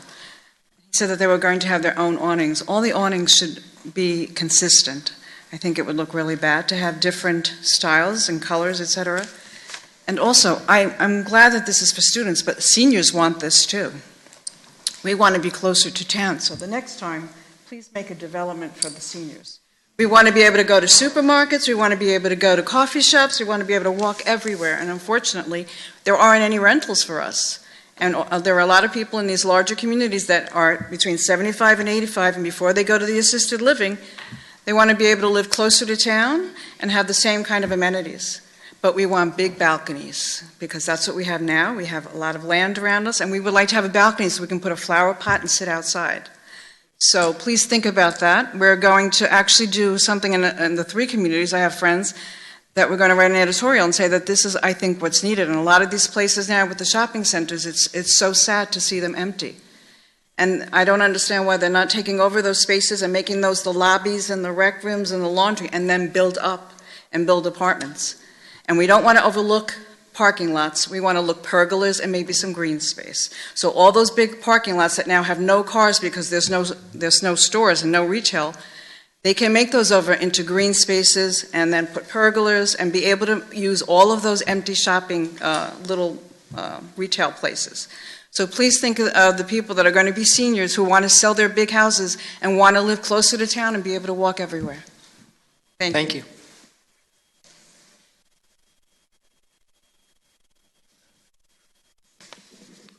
Good afternoon. Good afternoon. My name is Mary Grogan, and I'd just like to reiterate a lot of thoughts that I've heard earlier today. I'm just off the top of my head. First of all, I'd like to thank you for all the thought that you've put into this. There's been a lot of thought put into this, and I appreciate that. But what I would suggest is to give the community a little more time to respond to this. My understanding, the survey was only out for a very short amount of time. So you can get more of a response from the people that live in the city. Another, I would like to agree with, if buildings are going to be allowed to be 66 feet high, have them further back from the road so that there's not this massive structure right along the side of the road. It might be a little less imposing that way. I would suggest that $1,250 a month is not an affordable housing rental for a lot of the people that live here. Perhaps not only people that are young, but maybe young at heart could be included. As the lady said, seniors would like to be included. I'm sure we have a large service industry here that this community needs, that they might be considered as well. I'm glad to hear about the FHA rules. My concern is that if you have just a bunch of young people here, that the shopping center is not going to get the use that it deserves, given all the thought that's been given to this. I know when you redo things, it's hard to save trees, but we have some very beautiful mature trees here, and if it's not too complicated, given all the things that you have to do when you create a new space, it would be nice to try and save up some of our beautiful mature trees if that's not economically too much for the project to deal with. And again, more than anything, I'd like for you to consider giving the community just a little more time to respond. A lot of people didn't even know about this, so that you can get the feedback that you need for this project to be successful, like I'm sure that you want it to be. Thank you for your time. Thank you, Ms. Grogan.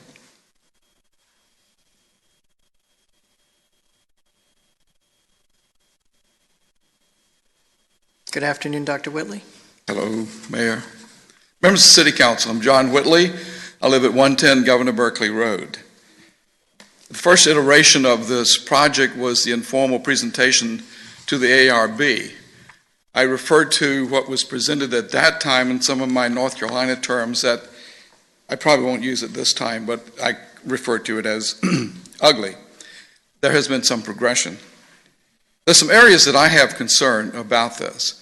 It's the population, health and safety, energy use, and correlation. Looking at population, I'd love to see some way that focus can be on upper level students, graduate students, and young professionals. Upper level, I mean juniors and seniors. Secondly, the health and safety issue. I find, as I saw in the initial presentation, a type of frontal panel that would be affixed to the buildings. Possibly this has been changed, but what ran through my mind so quickly was that devastating fire in London where panels had been affixed to the front of the building and the composition behind them served as a chimney. I'm also concerned, and I could be incorrect, that the lower level is a block discussion and the rest of the facility is stick-built. I do not find it us to be accountable if we would afford a stick-built structure to be put in that location, especially since we'll be housing students and other folk. Thirdly, energy. I've seen nothing, even though I did mention it in that first iteration, that what use of alternative energy sources are being used. Flat roofs, pitched roofs, solar panels. They're panels that can be put that are photovoltaic on fronts of buildings that are very attractive, that are energy generating. And lastly, I've seen no mention whatsoever of the correlation or connectivity of this facility, this environment, with the Arts District. I find that a bit dismissive and quite deplorable. I would love to see some connectivity there for what we have expended a lot of time and energy and effort in attempting to develop. Thank you. Thank you, Dr. Whitley.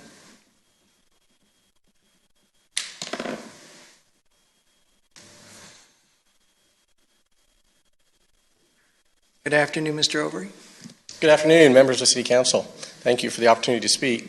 As you know, I serve at your pleasure as the Vice Chair of the EDA, also in a business in the City of Williamsburg, but I come before you this morning, or this afternoon, as a citizen who lives about 6 blocks from this project. And I want to address 2 issues. One is the height and density, and the other is the aesthetics. On the height and density, because this is a flat area with trees around it, the height, I believe, will be simply not an issue until you're actually inside the project. It's not visible from any distance. Again, I live about 6 blocks down Richmond Road from this project, and I think the height will not be at all objectionable once the project's complete. It's also necessary for the density. We've talked about density in this city and tried to find places where we could concentrate density, and this is a perfect place to concentrate density, and the density is necessary to make it economically viable. So I am strongly in support of the 5 stories because I think it will be necessary to make it successful, and I think it will not be at all objectionable to the surrounding neighborhood. With regard to the aesthetics, those are details that can be worked out ahead of time. I'm not quite sure why it's a Virginia Tech red instead of a William Mary green, but that can be worked out later. Those things, the local community will have plenty of opportunities to have input on. But I strongly urge you to support this project. This is a historic moment for the city. It's a tremendous opportunity, and I strongly encourage you to support this and get this process rolling today. Thank you. Thank you, Mr. Over.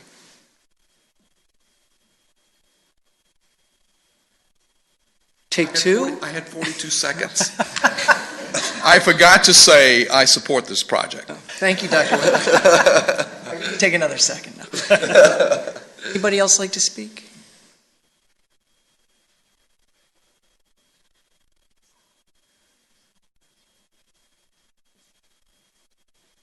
Good afternoon, Mr. Singley.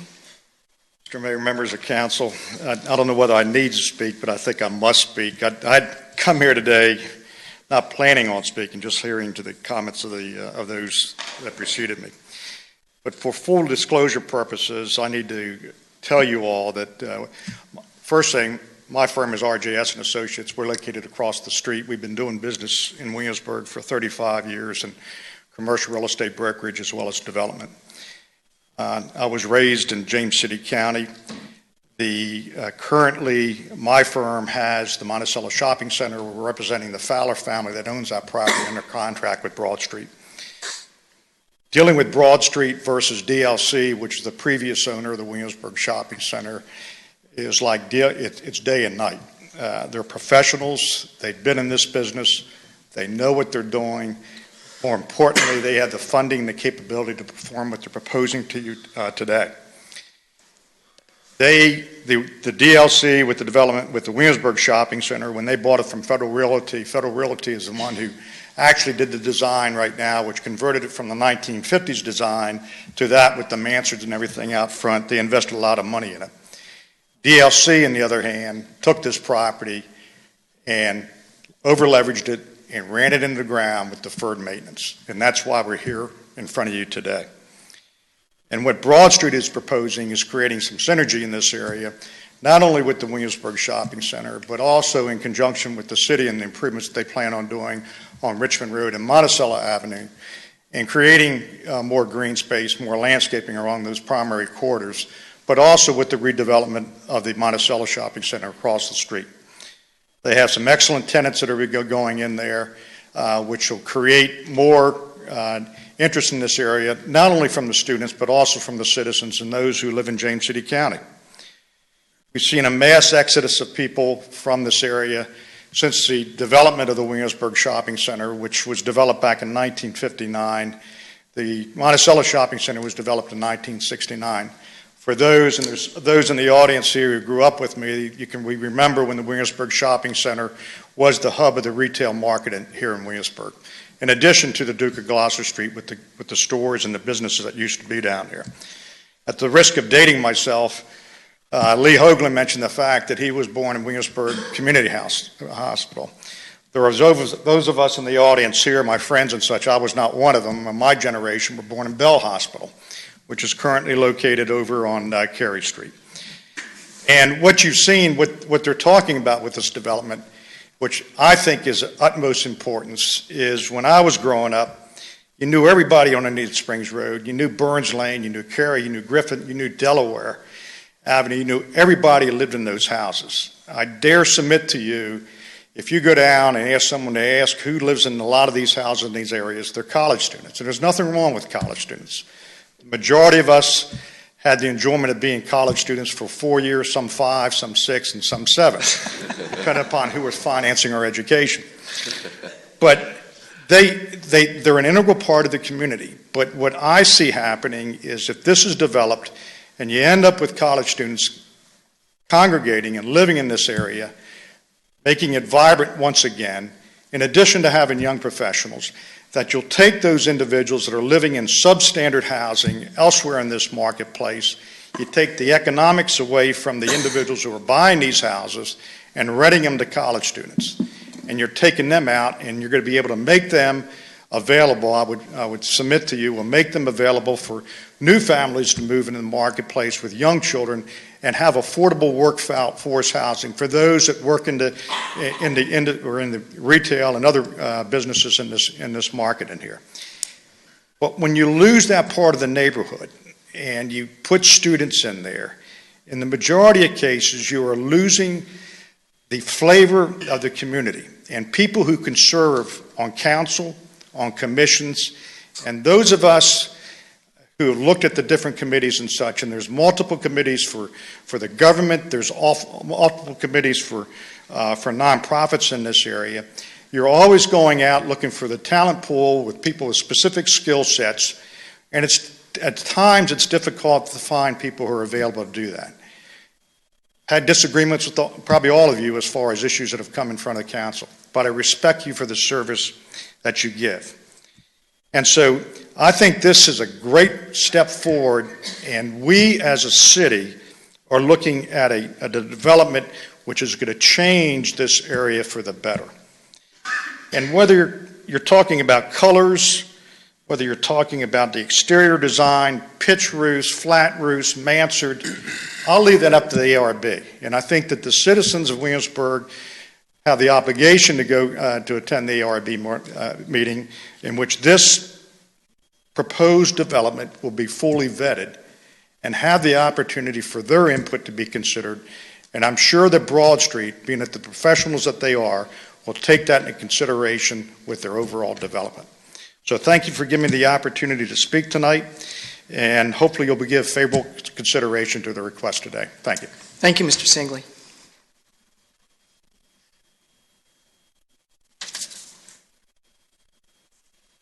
Why is everybody so shy? Anybody else? Okay.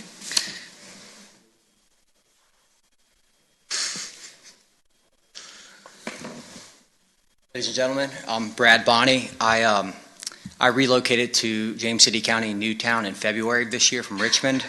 My wife and I moved here to further my career and to start a family eventually. What I've found is, first, I'm in full support of the proposed options, 1 and 2. I'll keep it brief, though. Most of the other opinions today have been similar to mine. I think economically, any locality should be thrilled to have someone willing to put this much private investment into their community. Because of that, I think the long-term growth and viability of Williamsburg will remain strong. Also, as a consumer, I would be thrilled to come here, spend money, and continue to visit it. I think making it walkable is also an attractive option.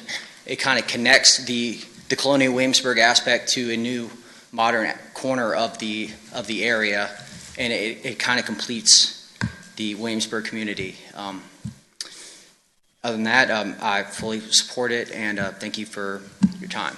Thank you, Mr. Bonney.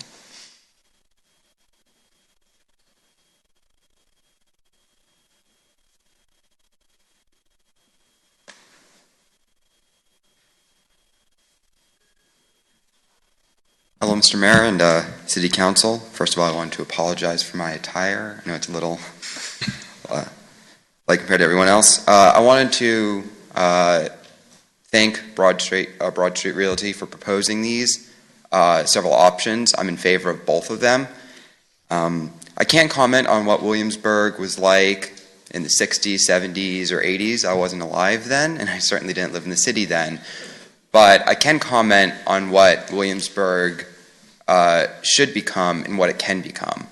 And it's a place that is welcoming and friendly to young professionals and to entrepreneurs and to business owners. And I think these proposals and these options do that. As someone, I'm a graduate student, and I'm thinking about staying in the Williamsburg area after I graduate. And talking to some of my peers, it's things like these that make us want to stay. Not the current, Williamsburg Shopping Center, which really needs renovation. And yes, it's not perfect. There are a lot of, whether it's the color or the design, and all of that can be worked out, ARB in the future, after it's, approved. But something like this needs to be done, there needs to be change, and I'm in full support of it, and I hope the city, comes around and supports us as well. Thank you. Thank you. Would you be kind enough to give your name? Oh, and yes, address? sorry. My name's Brian Meyer. I live at 1400 Middle Street. Thank you, Mr. Meyer.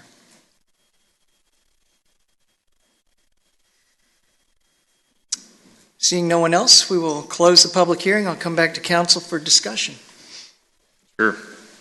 Ms. Murphy, will you hear me for a while?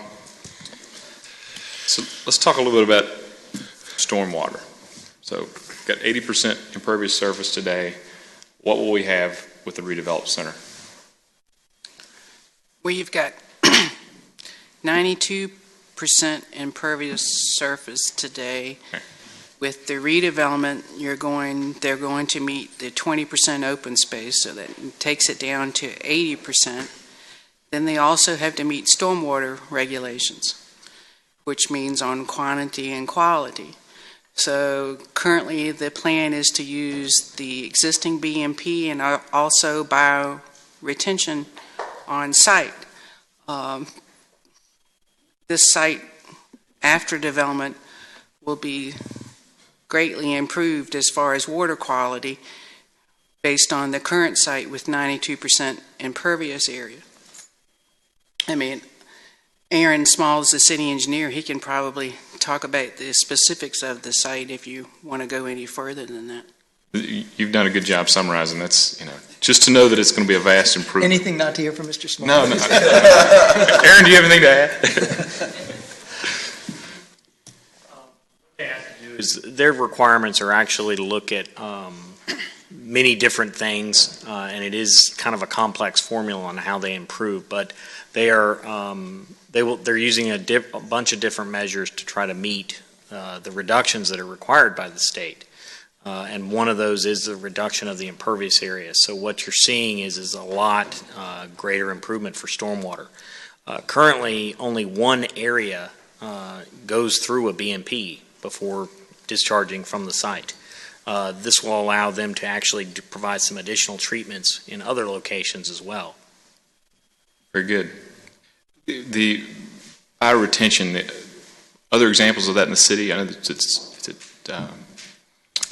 the City Green, don't they have bioretention? The concrete that's porous and... They have porous concrete okay. At that location. Gotcha. I'm trying to think of some specific areas around town that have bioretention. The city building? Yes, that's right. We have one right out front in the parking lot. So, Mr. Murphy, the right turn lane on the Richmond Road, are we getting any extra distance on that when we're turning off of Monticello onto Richmond Road? Yes, the length is significantly longer than what we currently have out in there. Excellent.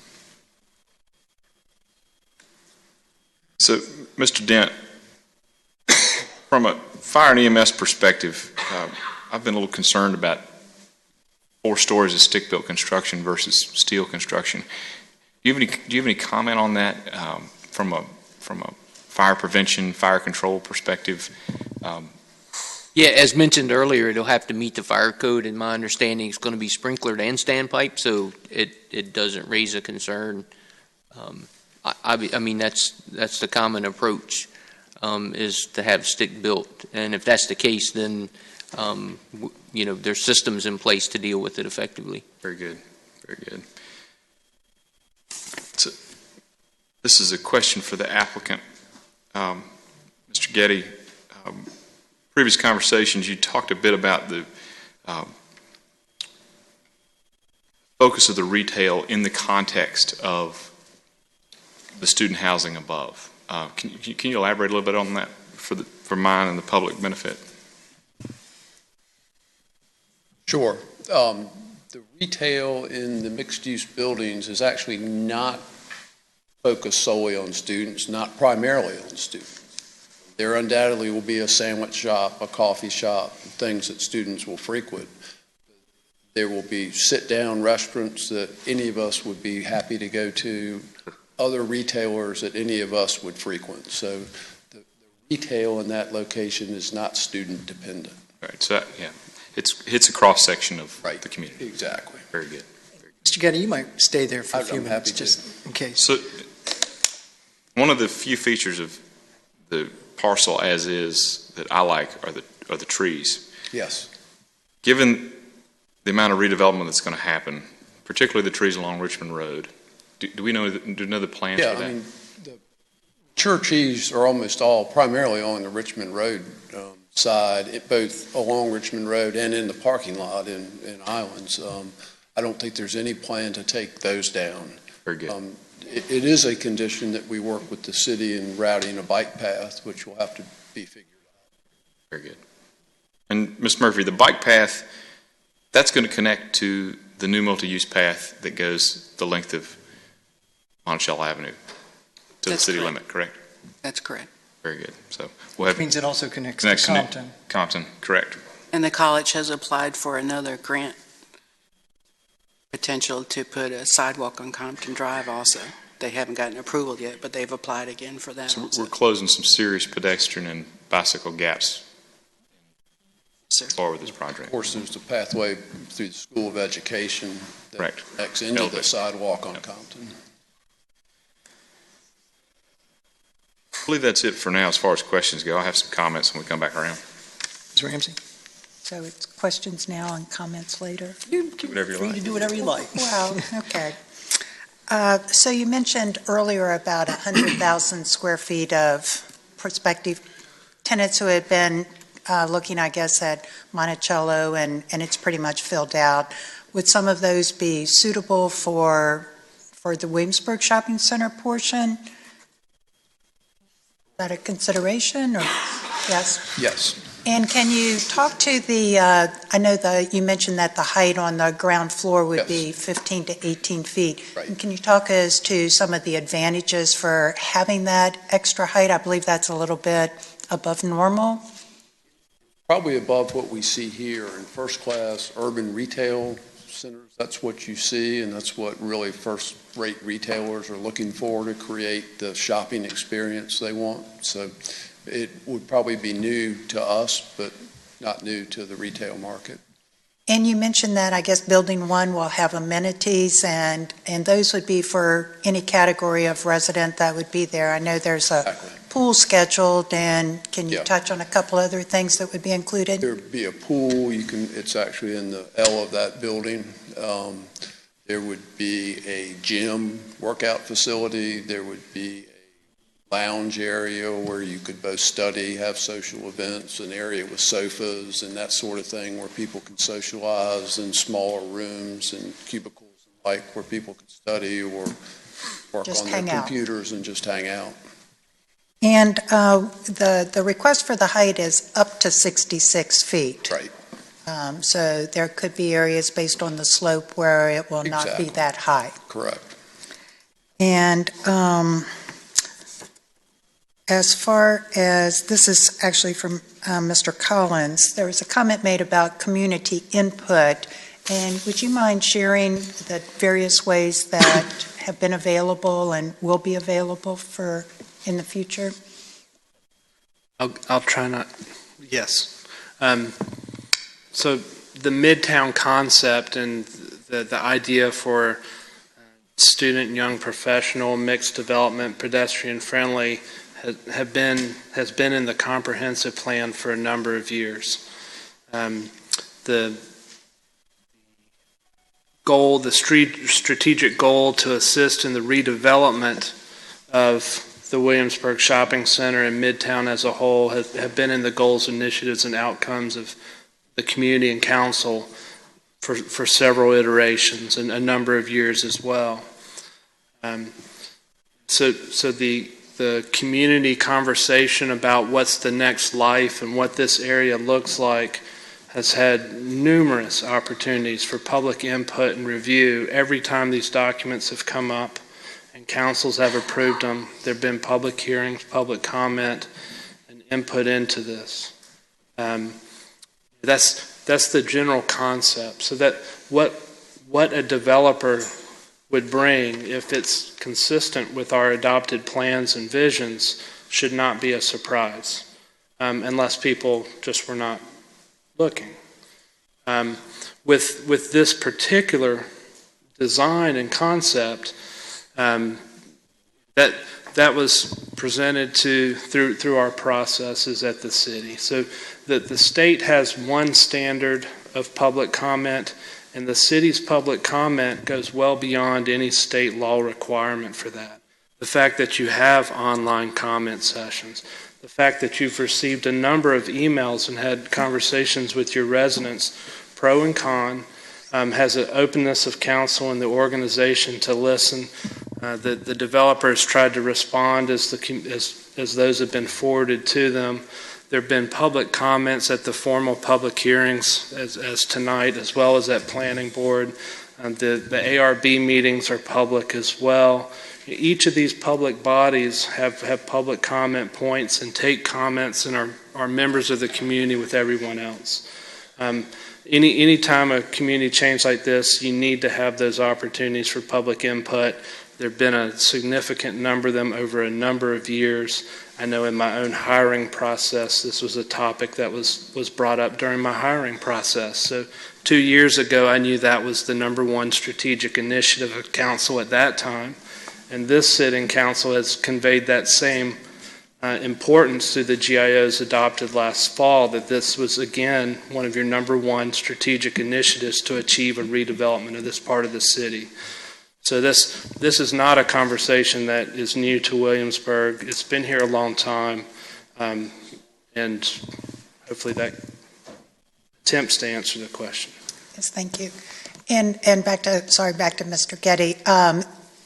When you were talking about the rent for a one-bedroom, I mean, that is basically all-inclusive. Yes. So if someone is looking at rent somewhere else that they find is affordable and it's lower than this, let's say $1,000, then what you would pay extra for all your utilities would probably be more than or comparable to this. Thank you. Question while you're there, if I may. You had mentioned retaining marshals. Yes. Can you do that in option 1 and or 2? Option 2. Thank you.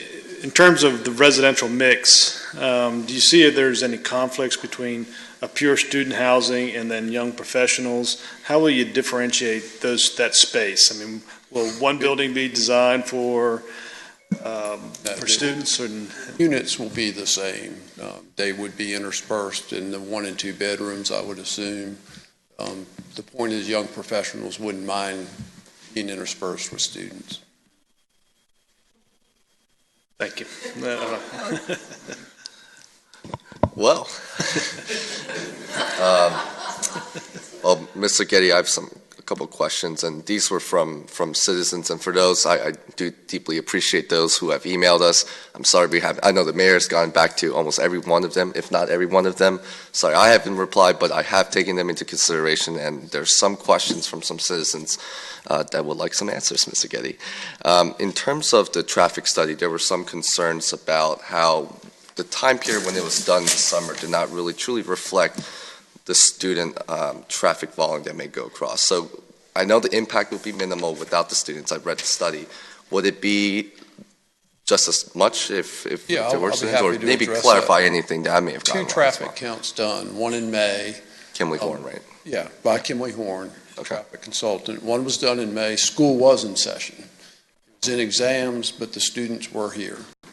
And as Kimley Horn pointed out to me when I asked this question, perhaps more importantly than college being in session, the Williamsburg James City County school system was in session.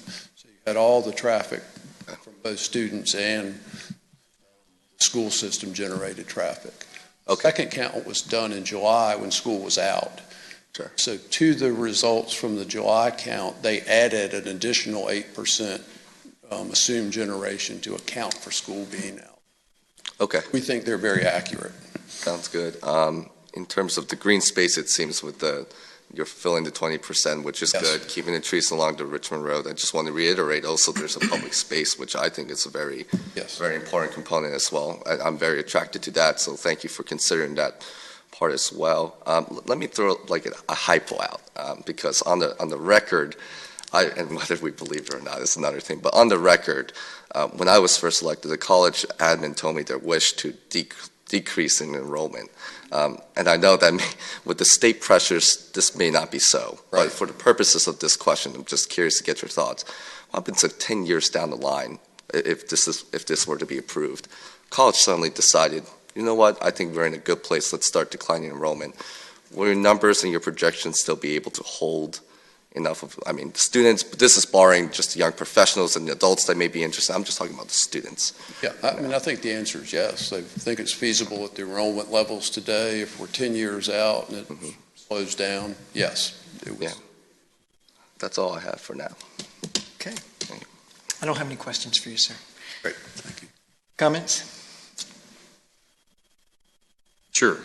So from my own personal experience, it might be good to share where young people, students and grad students and folks my age live today. They're in your everyday single-family neighborhoods. They're at High Street. They're at our apartments at Quarter Path. They're at the Point at Newtown. They're in the Bennington in Newtown. They're in townhouses in Newtown. They're all over Williamsburg. So they're inhabiting places that weren't designed for them, but are happy to have them. I like the idea that the city can pull some of those folks in and put them to use. Concentrated area right in the middle of town. I think that's going to add a dynamic to Midtown that it needs. We need people there. And you know, this idea that a concentration of students is a bad thing. Students living in neighborhoods, in single-family homes, has been a point of contention, for better or for worse, in this community forever. Giving them a better option than moving into a house, I think is a net positive. Not everyone's going to move out. Not everyone's going to leave a neighborhood to move into an apartment, but a portion will, and I think if a portion does, we're better off. Lots been said about aesthetics. If you went in my house, you would know that I have no business choosing colors or materials or anything like that. I too believe the ARB can get this right on their final review, and I, like any other citizen, will comment. The way this development interacts with public infrastructure is paramount. We've needed to make improvements to Monticello Avenue for a long, long time. This gives us the opportunity to do that. With the previous owner of the shopping center, we couldn't take enough land to make the Monticello-Richmond Road intersection work the way it needs to work. Not only that, we now get a pedestrian multi-use path and a bike lane. That's a real win. Also, I'm glad this community is as open-minded as they are about the potential for the city installing a roundabout at Monticello and Richmond Road. I didn't anticipate that, but a number of folks have come up to me and said, you know, I think this is cool. Can we do it sooner? Really proud that we're embracing that. As a young person, this is a net positive for this community. We often sit around and scratch our heads, why don't more people stay here? Why don't more people your age, Scott, you know, what's missing? This is missing. It's going to be a selling point for the folks I graduated with, folks who are around my age, come back to Williamsburg. We're coming up with the times, and I'm going to be proud to point to that and say, hey, you know, we got this done. So I prefer option one. I think, particularly as it relates to public infrastructure, the cross streets and connectivity to Monticello and Richmond roads is extremely important. I know Williamsburg is a tough hotel market, but keeping that corner open for a Hyatt Place or a insert upper middle tier brand hotel there, that's a game changer for Midtown and downtown. I mean, I don't know anyone who can't see the fact that there is no hotel within easy walking distance of the College of William and Mary. That's if you look at any other college town our size, that's a huge hole. It's got to happen. I think with good community input and city partnership, I think we can make the case that some investor can come and locate a hotel there. I'm also glad we're keeping those nice oaks on Richmond Road. That it's been the makeup on a decrepit shopping center for a long time, and I'm glad it's sticking around. So, lipstick on a pig. Well, since to sort of piggyback on a couple of things that Scott said, as a young person, he's looking forward to something changing there. As a cool old person, I'm looking for something different to happen there. And edgy. And it's interesting, sort of thinking about and watching the Planning Commission and different concerns that people have brought up. I am going to address a couple things since Scott did such a good job on infrastructure. I'm going to talk about looks. As a woman, we always seem to have a little bit more interest that way. And even though the ARB is going to take this up, all of the questions that came out made me sort of try to learn a little bit more about architecture and design here in Williamsburg. And I got a lot of information from this great display that's out here in the hallway of the Stryker on 75 years of modernism in Williamsburg. And it talks about that Colonial Williamsburg was really at the forefront of introducing and encouraging modern design here in Williamsburg. Not only when they built the shopping center, but the visitor center, the Woodlands, the Rockefeller Library, and even the new art museum. They specifically want a separation between the restored area and the rest of town. They don't want visitors to get confused, thinking when they see a colonial building half a mile from the restored area that they've gotten there. They want to be sure that people know the distinction.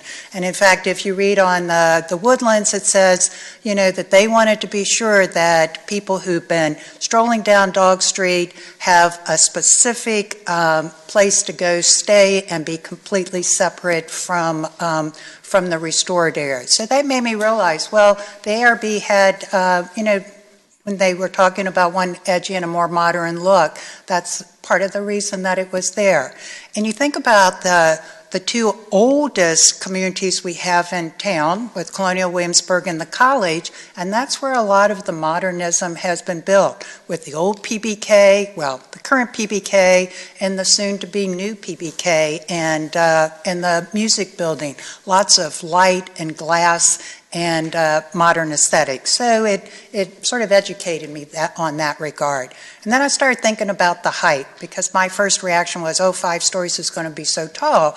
And then I happened to come out of Armstead, and right in front of me was Monroe Hall on Richmond Road. And it was always talked about the heights comparing the heights to in the city and not on campus. So I said, well, gosh, that building looks awfully tall. It's got, a 5th floor in the attic. And so I stopped by Landrum the other day and asked the contractors who were doing the work there, what's the height of the dorms on campus? 60 feet. Plus another 8 to 10 feet for the chimneys. And so I thought, gosh, we've got these tall buildings all around us, and they become woven into the fabric of our everyday lives, and we don't even pay any attention to them. So that made me think, okay, 60 feet and trees grow. When Jefferson was built, there were no trees outside of it. So it just gave me a different appreciation. And the colors, again, we'll let the ARB determine that, but I think that there can be connection to Colonial Williamsburg historic colors. There's a gold in the palette, there's an orange, there's a red. We do not want maroon. Whoever said that is correct, but there is a way to do that. And speaking of colors, for those of you all who've been around town for a long time, I think you can remember the shock that occurred when the Muscarelli was going to have their colored panels, and how they were going to keep people awake at night who lived on Jamestown Road because of those bright colors. But now, what would the Muscarelli be without that sort of beacon, and how the Muscarelli has become such an important asset to our community, not only for the residents but for tourists. And I think it's important to really appreciate what the developers plan on doing for retail. We're past the days of all the big box stores and lots of square footage, and I think going to a smaller overall design is helpful, and I think having the opportunity to take advantage of new trends in marketing and retail, and to respond to all of the online commerce that has really sucked a lot of life out of other retail stores. And if you think about the Williamsburg Shopping Center, most of those stores didn't close or go out of business. They left. I guess Bob Singley was saying that, they fled. It was like a hemorrhage. Places that I like to go, like to be able to walk and ride my bike to, Steinmart, the CVS moved down the street more, the European Beauty spa there. So there are a lot of things that I would like to see come back into town. And when you talk about what young people want, they want the experience. They want to be out there and be seen and viewed and take pictures and put it on Snapchat or whatever else there is going on. And this is an opportunity to sort of take advantage of some of the trends. I was pleased to hear today, as far as the mix, that 25% one bedroom, 25% two bedrooms, because I think that will lead to more than just undergraduate students living there. And 3 things came out at William and Mary this past week that made me think that we've been focused on student and undergraduate student, but there's so many more than that category.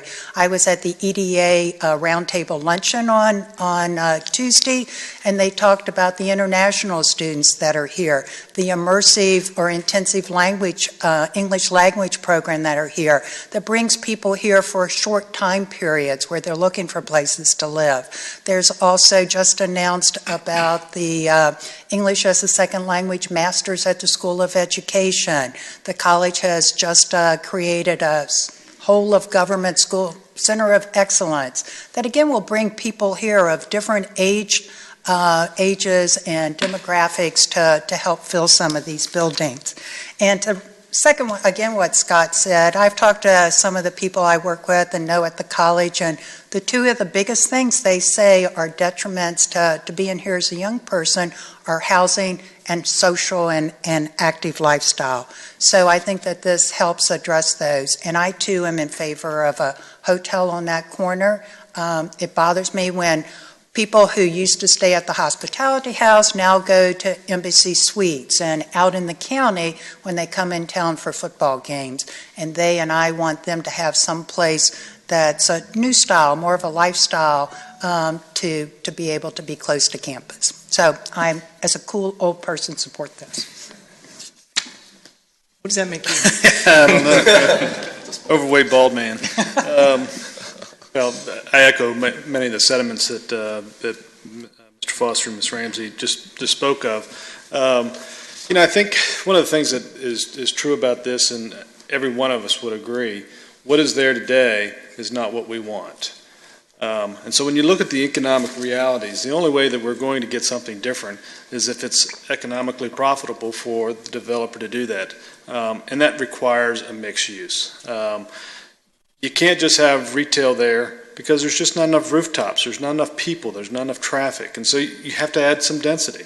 So in order to have successful commercial space, you have to have people living in proximity. And so I think adding 250 apartments there will help that new retail be successful, and also make the Food Line and Sal's and the food court be more successful as well. But even beyond that, I think it will complement what we once hoped to have in the Arts District that just kind of limped along, and I think there's going to be opportunity there. I think adding that hotel on the front corner is absolutely imperative to helping sustain some of that new retail that comes in. If there is a lull during the summer season when students aren't there, that hotel can supply a lot of customers to the commercial there. somebody mentioned hotel occupancies being what they are. That's an average. Reality of it is, new hotel products do very well in this market. Do they drive the high rate that they probably need? I think that's where they're going to struggle. But in terms of occupancy, a hotel there, particularly a well-appointed upper mid-scale product, would do well. And I think it would complement what's being proposed in the apartments. So I like all that, and I've been a proponent of height and density for years, for those reasons that I just mentioned, primarily the economic realities.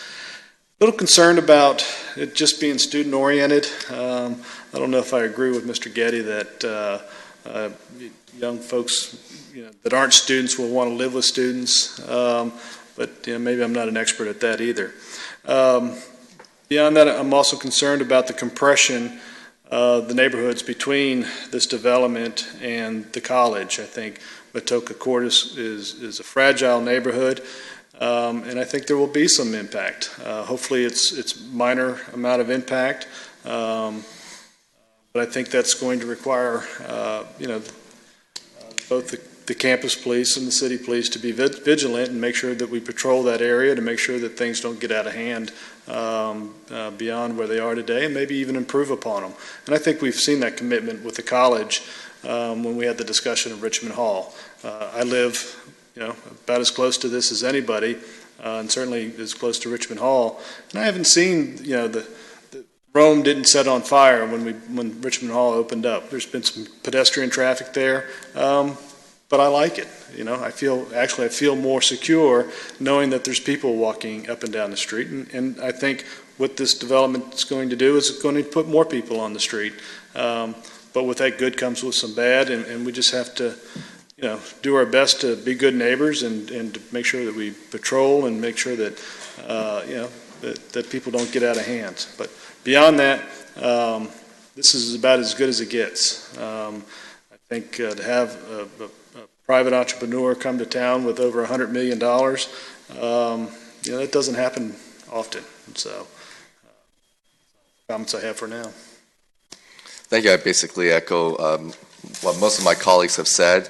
I think it is kind of incredible that Scott, you and I are young professionals here who have old souls that decided to stay in Williamsburg, and hopefully there will be more who are interested, including the one that also spoke during the public meeting. I think this proposal is a bold prediction for Williamsburg's future. Ever since I was a student here on council, this proposed redevelopment, any kind of redevelopment, has been a constant challenge, and now we have an opportunity with a developer that has basically aligned with certain tenets and facets of our comprehensive plan, although there's some things that are a little bit different. This is an opportunity now to act on it. And with that prediction, the density, the height, I think it's already been said, and I agree with them, and I parallel my agreement with that. I think it's necessary for the retail and the reduction in retail, but also the green space, the grid design, the walkability, the bikeability. It fills a lot of gaps within our Midtown, which I think is very crucial, and easily the developer could have just refurbished this facility and put it back out in the market, but instead he worked with city staff to establish something that goes further beyond just what it is right now.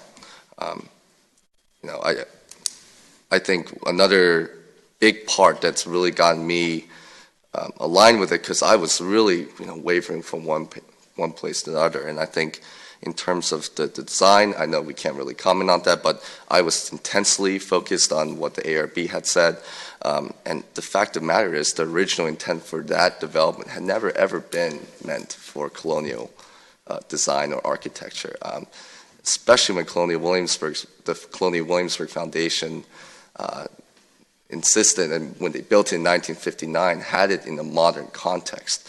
Something that also caught my eye was some of the folks that work at the Colonial Williamsburg Foundation, no doubt, are very acutely knowledgeable about colonial architecture and all of its designs that work for the Colonial Williamsburg Foundation, were actually the most vocal to try to get this design. I thought that was the biggest surprise, and that certainly contributed as a factor to my decision today. I do echo some concerns that Councilman Pons had said. I find it a little curious about how the housing situation turns out. Although I am supportive of student housing, with young professional housing, I remember during my campaign just speaking with faculty and the younger faculty over at William & Mary, one of the things that they've always wanted, one of their main driving points is we want to live in the city of Williamsburg. We want to be close to where we work. And the affordability, the price point for what Broad Street provides is very much within comfort. I've spoken to just a few, just a smaller sample size than 17, but nevertheless very, very informative in that manner, in that they would love to live within that price point. They would love to live in the location there. Architecture, the aesthetics, they're kind of split on it, but the fact that there's a viable option for them there is great. The other turning factor, though, is would they live in the same complex with students? And that I've seen an unwillingness along, for just narrowly the faculty standpoint, let alone even in law school right now. Some of my professors, when we have our weekly Thursday bar reviews, which is you go to one of the bars and get together, if the professors are there and they see students there, they'll leave. So to assume that that there'll be a mixture of certain age groups within it, although we are technically all under the young professional categories, there are differences, very subtle differences in our lifestyles beyond a student standpoint and a young professional standpoint that I think we have to be aware about. Again, I'm not against the student housing, although I think the promise of having some young professional mix-up, I think, has yet to be seen. I'd be curious to see, and I hope I'm wrong. I hope there is a healthy mixture of young professionals along it, but I think that has yet to be seen. But overall, I think the concept of it is solid. I think it's something that the city has needed to act on for a long time. And I am also concerned about the compression of the neighborhoods as well. I can't forget to say that, but I think that's indicative of what the city can do with its enforcement, with its cooperation with the William & Mary Police and with the Williamsburg Police. So thank you for bringing that point. I meant to bring that up before. This is weird. I was about to end my remarks, but I had one more question. Carolyn or Mr. Getty, bus stops along within is that planned? I mean, what's the plan for that? Bus shelters and all? Sake of time, I'll answer that one real quick. The Monticello Avenue streetscape design includes the bus stops as well. So it'll formalize and improve the WADA. Instead of just a sign and people sitting on the curb, there'll be a formal bus shelter and bench. Okay. With trash cans. That's all. Thank you. Well, congratulations, Mr. Zhang. I didn't realize you'd already passed the bar. It's the bar review. You passed by the bar. As long as I've been on council, we've been talking about what can we do to redevelop the Williamsburg Shopping Center. It's been underutilized for a long time, and I think Mr. Singley did a great job of pointing out some of the things that transpired with one of the prior owners. And Ms. Ramsey talked about how some of the businesses left. Some of those businesses were also pushed out of the shopping center in the transitional phase when it was being prepared for sale so that it would be less encumbered property. So the opportunity now to do something is tremendous. Mr. Collins alluded to when he first came on, for the three of us who were in that process, each of the candidates I don't mean to divulge anything, I won't say anything about your questions. Each of the candidates who interviewed with us was given an exercise, and it involved how do we redevelop the Williamsburg Shopping Center? And that was his practicum for that. So this is something we've been striving for. Our biggest concern when it first came up for sale was, is there enough cash flow in the property as it exists where somebody could buy it, put a new skin on it, and keep it going, limping along for the next 20 years. We had a moment where we actually had a buyer in there, and we were worried that it was moving more in that direction than it was in redevelopment, despite what we heard very early on in the process. That developer moved on, and now we have Broad Street. And we appreciate their willingness to look at the city's vision and embrace that and try to develop a product that works with their economic needs and the parameters of their expertise to match the city's vision. Also, as long as I've been on council, we've had two long-term vexing problems.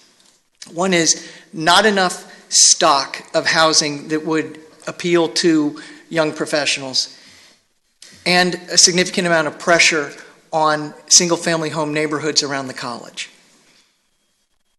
This project will help with both of those. We don't want students out of all the, I don't want students out of all the neighborhoods. But if they don't have other options on where they can go, they're going to want to be as close to the college as they can be, and that puts pressure on the sale of those single-family homes that then can be bought by investors and turned into rental properties. The more options that students have, the more they will fill those options, like we saw with City Lofts and we've seen with City Green and Griffin Arms. No one of them is quite as big as this. In fact, altogether, they're probably not as big as this. So this will make a difference, and that will open up. Just because the students are moving out as renters doesn't mean other renters won't come back into those single-family homes. But they probably won't be students. They'll probably be a different mix of people in this community who contribute a lot, as do the students. Mr. Foster talked about the road improvements, the connection along Monticello to Newtown. There's also the connection to Compton. It's a back way into campus. It then wraps around and connects all the way down Richmond Road in either direction. I know when Mr. Nestor first convinced us to go with the bike lanes on Richmond Road, we were kind of like, really? But it really has made it safer for bicycles to operate in that area and giving people, creating that link. The more links that we can create on alternative forms of transportation, the more people will take advantage of it. And because Broad Street is looking at buying both the second shopping center, that gives us they're giving us or creating the opportunity for synergy between those two properties. They're really aligning them in a way that has never been the case. And that's one of the biggest traffic challenges on Monticello right now. All the different left-hand turn places, that turn lane becomes overwhelmed and then traffic stacks up in the travel lanes. This will go a long way to improving that. They've contributed property that will allow the city to really enhance that Monticello streetscape. Years ago, not that long ago, we thought, we want to widen Monticello. We want more travel lanes so we can get more cars pulling through there. And we had a consultant come in and said, no, you don't. We said, well, why not? He said, you keep talking about how you want this pedestrian friendly. You want it walkable. You want it a livable space. You don't do that when you make people cross 5 lanes of traffic. Keep it at 3. Find ways to move the traffic through there more efficiently, but keep the street scale small. Make the sidewalks wider. Make them more inviting. Make them a place that people they enjoy walking up and down the street. So that's another thing that this project is trying to accomplish. I believe that if this goes forward, it will also stimulate commercial and residential redevelopment all around the Midtown area. One, it'll set the bar a little bit higher on the commercial and on the residential. And 2, it will give people faith and confidence in the ability to invest in some of these properties because they will see what's taking place. That was one of the primary reasons why we invested the money we did in taking the Super 8 and buying the Super 8 property and then taking that hotel down. There are a lot of different ways that we have to move to improve the dynamic nature. Well, there is no dynamic nature, not necessarily now, of Midtown, but to really create that dynamic nature that will make it a place where people want to go and spend time, whether they're students, young professionals, cool old people, your term, fat ball guys, or people just like me. I don't know what I am either. On the architecture side, I have complete faith in the skills and abilities of the Architectural Review Board. They have done this city a tremendous service over the last many years. They have not begun to get into the details of this project. They will do that when it comes back to them. They've offered a conceptual review, but now they're really going to look at what are the finer points that can be adjusted to make this a really special project. Ms. Reardon referenced the Stryker Center. Mr. Pons, Mr. Foster, you remember those conversations that we had when we were considering what was going to replace the Stryker building?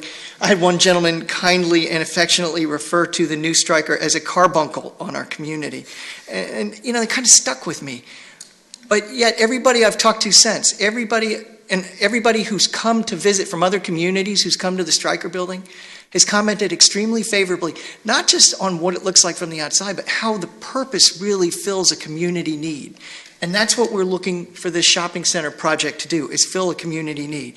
Back when I was younger than Mr. Zhang and growing up in Fredericksburg, I remember when they built the first 6-story building downtown, and you thought everything was coming to an end. I still think it may be the highest building in the downtown area. But as Ms. Ramsey talked about, it is now a fixture of that community, and it's something that everybody sees, understands, and appreciates. And I sincerely hope with time that will be the case here with Midtown Row. I too am in favor of option 1, but I don't want to hamstring the developer in case there's just no way to attract a hotel. My suggestion would be that we consider approving 1 and 2 and asking staff to work with the developer to see if there's any way that we can, in partnership, make that hotel happen. But if it can't, if we just can't draw that type of business down there, I don't want to hold up the redevelopment of this underutilized property and start the process all over again. So those are my thoughts. Thank you for those. I do agree that while option 1 is more favorable, I think if by only approving that one, it really does hamstring their ability to negotiate with marshals and negotiate with the future hotel.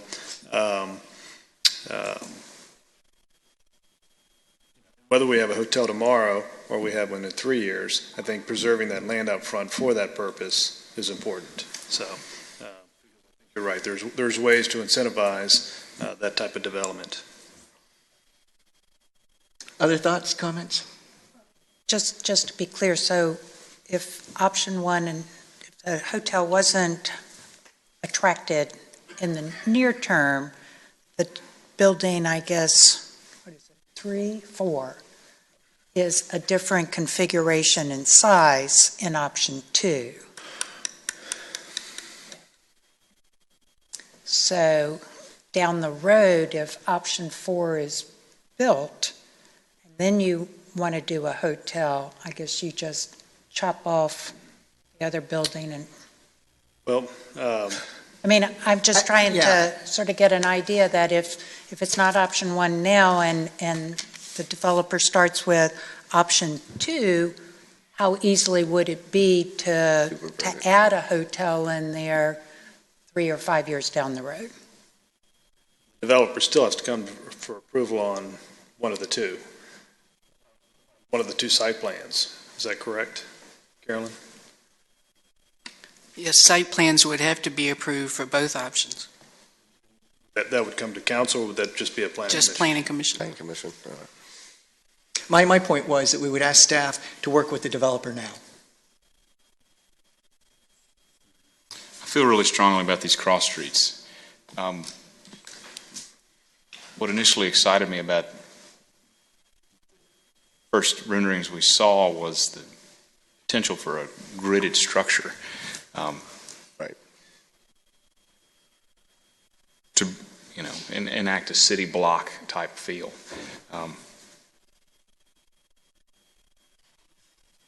Even if option 2 is pursued, it doesn't mean that down the road that other part of the building can't be taken down and the front be turned more into an option 1. It's unlikely that it will be taken down in 10 years if they're getting ready to make a big investment in it and expand it. Right. Part of what I think I recall reading is there's an expansion of 3,500 feet or 5,000 square feet. I consider at least a 25, 30-year use. Yep. Yeah.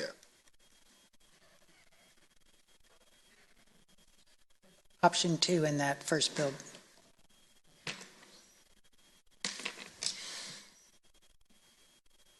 So where are we? I'm going to vote for something. That's very illuminating.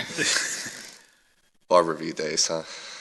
So, Well, when you're saying for staff to try to help attract a hotel, I mean, is there a time limit for that? Is you're suggesting? No, if we approve both options, the developer can come forward with either one. What I'm asking is that we ask staff to work intentionally with the developer to exhaust every possibility of attracting that hotel within whatever way we can help make that happen. And if we just can't do it, and we haven't approved option 2, then what are we going to do? Start the whole process over again then?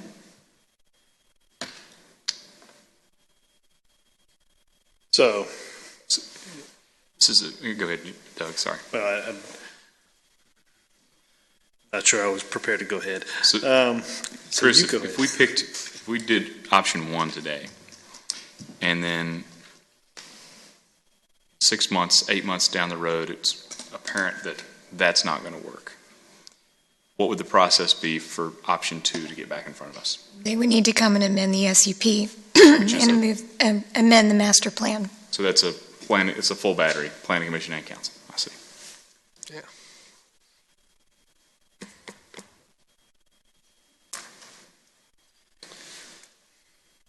So, and also hypothetically, we approve option 1, hotel, everything else happens, the hotel doesn't happen. We've got an empty corner there for some period of time. That's not financially beneficial to the developer, absent the same process occurring. Back to Planning Commission, back to Council. So it affects our position with marshals.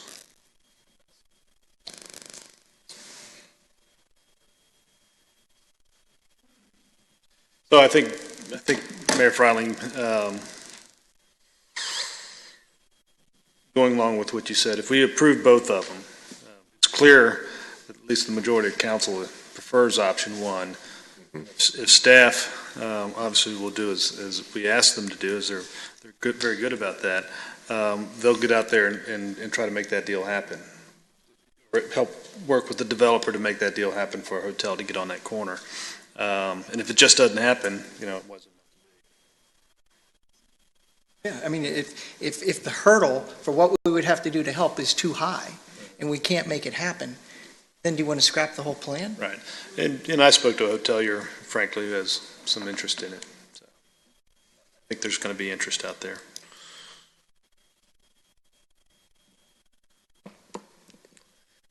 I agree with the Vice Mayor. I do prefer option 1 in recognizing the potential challenges, though, but I'd like to see a hotel there.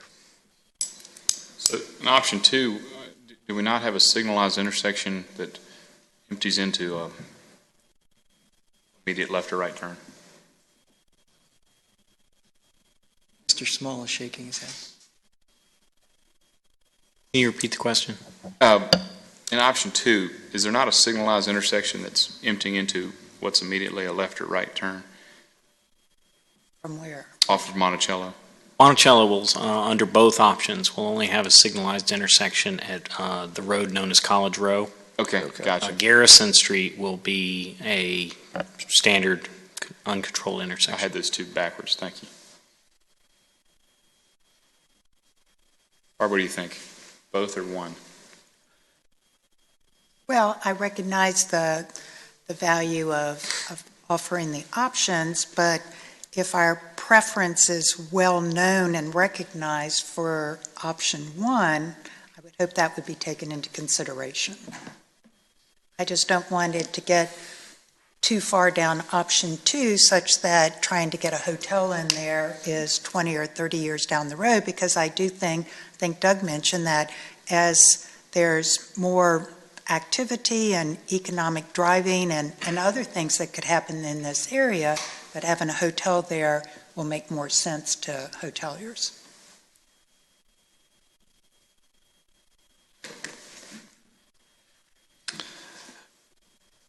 So here's the problem that I see. If we only do option 1, don't give the flexibility to do option 2, the whole thing could be pushed back significantly, because the whole process would have to start all over again in order to get to that point. So we would have waited the time to see if a hotel could be recruited, and if it's just not economically possible to do that, if we can't find somebody willing to invest the money to build a new hotel on this site, in this community, under these circumstances, then what have we gained? Well, I agree with you. I just don't want to go down the option too far without being able to have some flexibility. So I don't know how you protect that. Sheldon, do you have any thoughts? Option 2, the developer has the right to come in with option 2 with the site. And you know, with all due respect to the developer, if we approve option 2, we're getting option 2.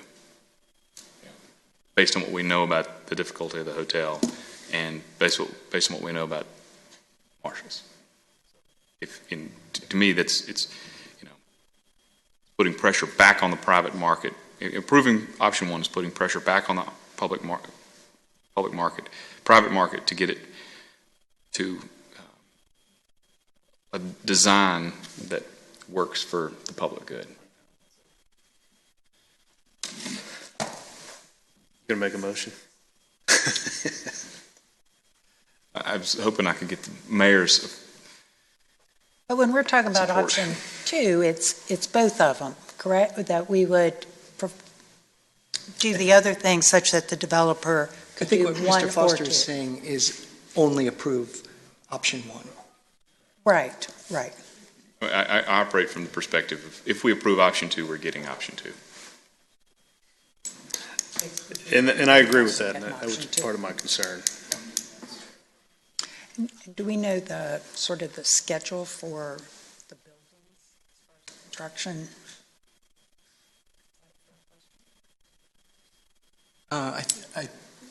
That'll be a question for Ms. Murphy. I think, don't they have, is it 5 years? Once the SUP is approved? But how long is the SUP good? And then construction would have to start in what period of time? Site plans are good for 5 years. 5 years, okay. I think Getty has something to add if we can make that available.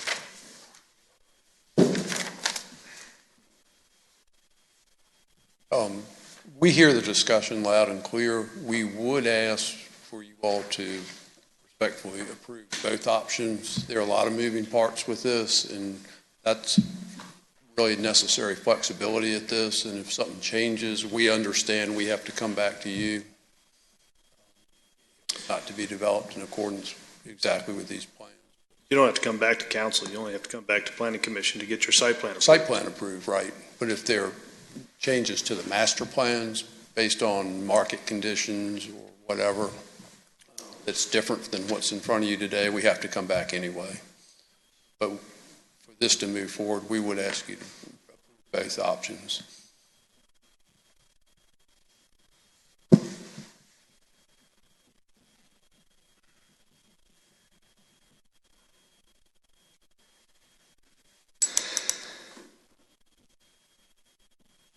I'd be willing to approve both. I think that's in the best interest of the developer moving forward. Gives him some flexibility to negotiate moving forward. If we only approve option 1, that takes away his ability to do some of the things that we'd like to see there.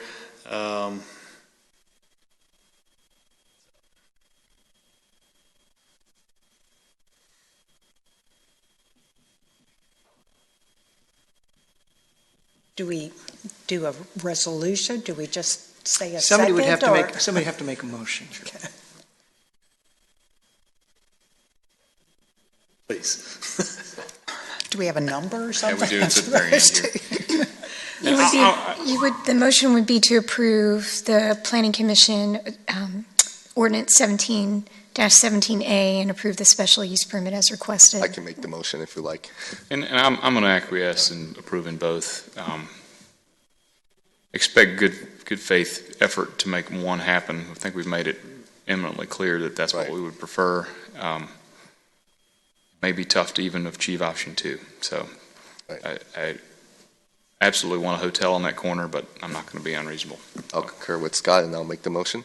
Mr. Mayor, I move that Council approve PCR 17-019, approve the requested text changes as outlined in proposed ordinance 17-17A as recommended by the Planning Commission, or 17-17A, and also approve PCR 17-020, approve the request, the special use permit request to redevelop the shopping center into a new mixed-use development project in accordance with the master plan, which contains 2 development options for Midtown Row with the 3 conditions as recommended by Planning Commission. So you're proposing PCR 17-019A as recommended by Planning Commission. 17-17A, which yeah. is the The removal 20%. of the green space Correct. waiver. Yeah, so this is the 20%, yeah. Motion's there. Is there a second? Second. Any more discussion? Scott? Mr. Zhang? Aye. Mr. Pons? Aye. Aye. Vice Mayor Foster? Aye. Ms. Ramsey? Aye. It passes. That concludes our public hearings for today. We now move to reports. Mr. Collins, anything you want to highlight on the monthly financial? The Finance Director, Phil Serra, will handle that.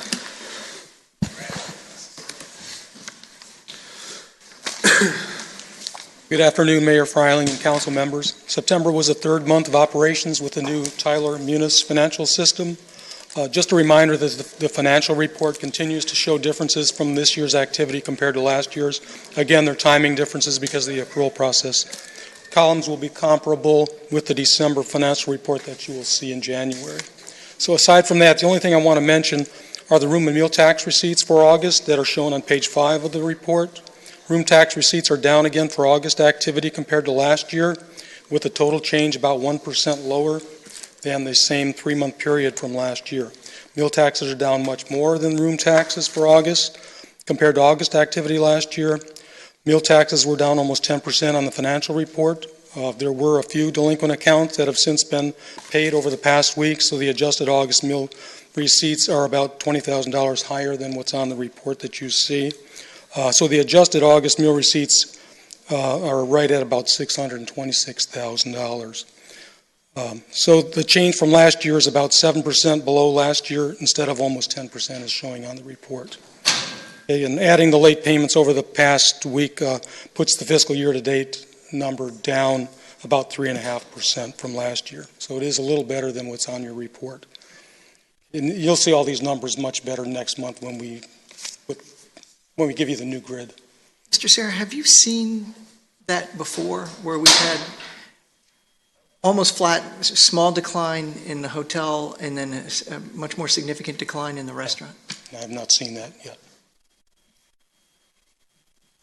Questions, comments? Oh, because I'm not spending money, I can tell you that much. So happens when you buy a house.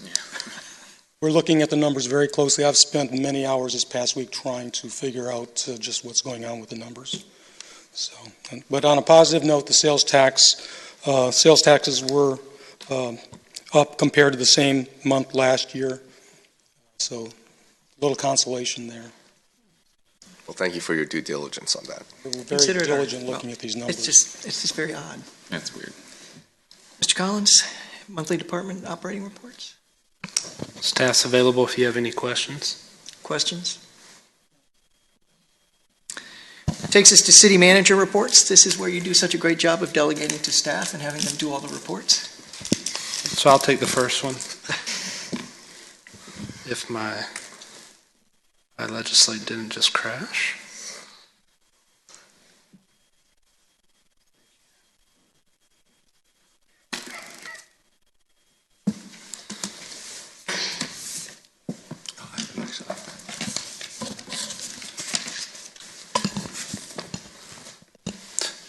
So it's every year, this time of year, the school system provides their fiscal year 2017 school year-end spending plan. Under state statute, the school system is allowed to take money saved from the previous fiscal year after their audit and request for a supplemental appropriation for the current fiscal year. So within what was presented by the school board and approved by James City County this week at their meeting is before you. So there's a total savings to the school system in fiscal year 17, which is underspending their accounts of $1,970,663. The city accounts for 9.46% of that, or $186,425,000. The school system is requesting $61,028 from the city to be reappropriated in fiscal year 18 for impact insight, textbooks, admin support, compensation, and salary analysis during the comp and class, cafeteria tables at Claire Bird Baker, replacement buses of 4, and my understanding is that's buying down next year's. So accelerating the replacement. Yes, for fiscal year 19 bus purchases. And so that would be that $61,028 from the city, returning $125,397 to our reserve balance from last fiscal year. If you have any questions, I'd be happy to take this. No questions? No questions. Very encouraged to see the bus replacement. Yep. That's right. Yeah. Do I hear a motion? We adopt resolution 17-15. Second. Ms. Scott? Mr. Zane? Aye. Aye. Farling? Aye. Vice Mayor Foster? Aye. Ms. Ramsey? Aye. Takes us to the draft 2018 legislative agenda. Mr. Trivett?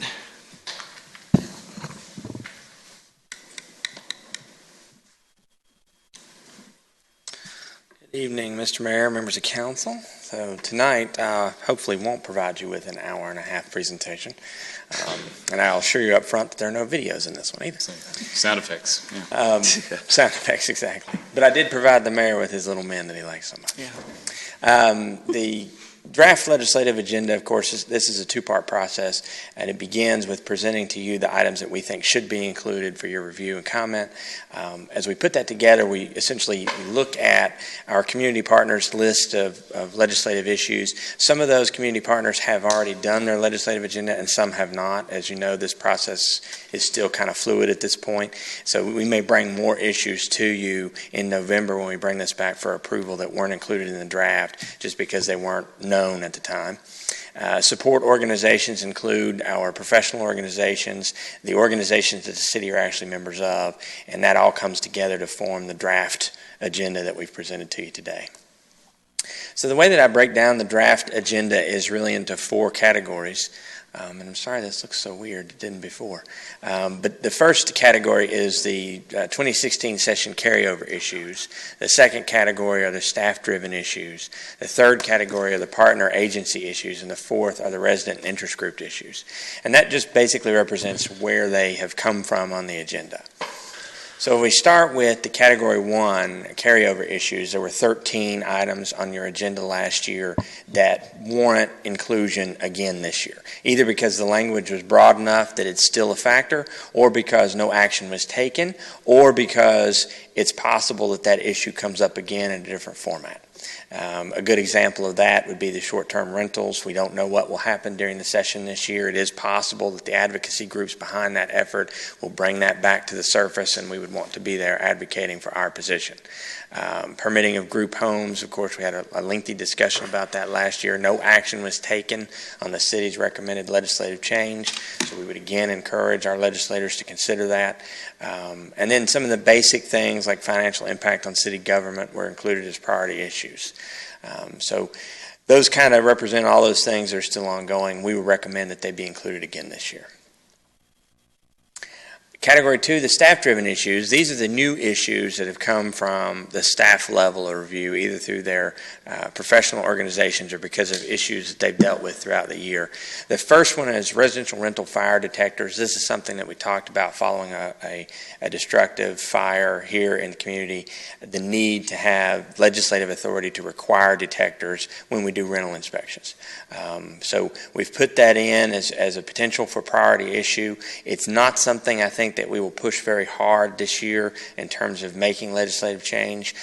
We were going to devote most of our effort to number 2 on this list, which is alternative revenue options, seeking parity in tourism funding options for our regional partners. Number 3, of course, we spent a lot of time talking about last year, wireless technology regulation. This has to do with the ability for cellular companies to come and put in infrastructure without substantial provisions for the localities to object or require conformity with architectural design guidelines. And then number 4 is economic development funding. Obviously, Go Virginia and the Commonwealth Opportunity Fund support. We have regional initiatives now that are making their way forward through Go Virginia, and we certainly want to see that funded to the highest extent possible.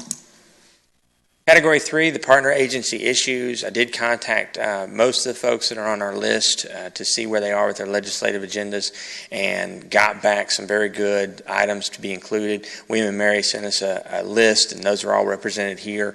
Higher education, financial assistance, support for collaborative approaches, veteran enlisted education, essentially supporting their ability to provide education for those folks, and then their capital project needs.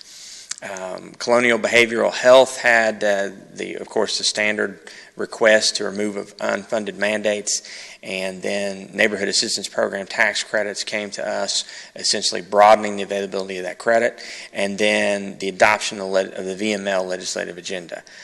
Several of you, if not all of you, participated in the VML conference that was held here in Williamsburg this year, and as part of that conference every year they adopt a legislative slate as well. Our membership essentially includes us in the support of that.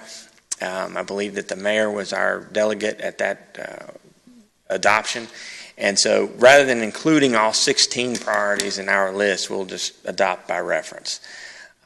And then Category 4, resident interest group issues. If you remember last year, this was a very lengthy list, and I assigned you the homework of evaluating whether or not you wanted this included. This year we only have one, and it represents making solar facilities by right uses in zoning districts. And I think everybody here supports the use of solar to augment energy needs, but we don't do that at the risk of our own zoning protections, architectural design guidelines. So very similar to the wireless issue that's come up. We have proposed language from the group that would like to see this adopted. I don't think that we as a community should support it because it does erode that protection, but we'll follow this issue if it makes its way to a bill and see what actually transpires in terms of the language that might be considered. So the legislative timeline, we went over this at last month's meeting. We're presenting to you now the draft agenda. Hopefully you will consider it over the next month and come back to us with any changes or suggested additions that you'd like to see. And then we'll bring it back to you in November with the finalized product.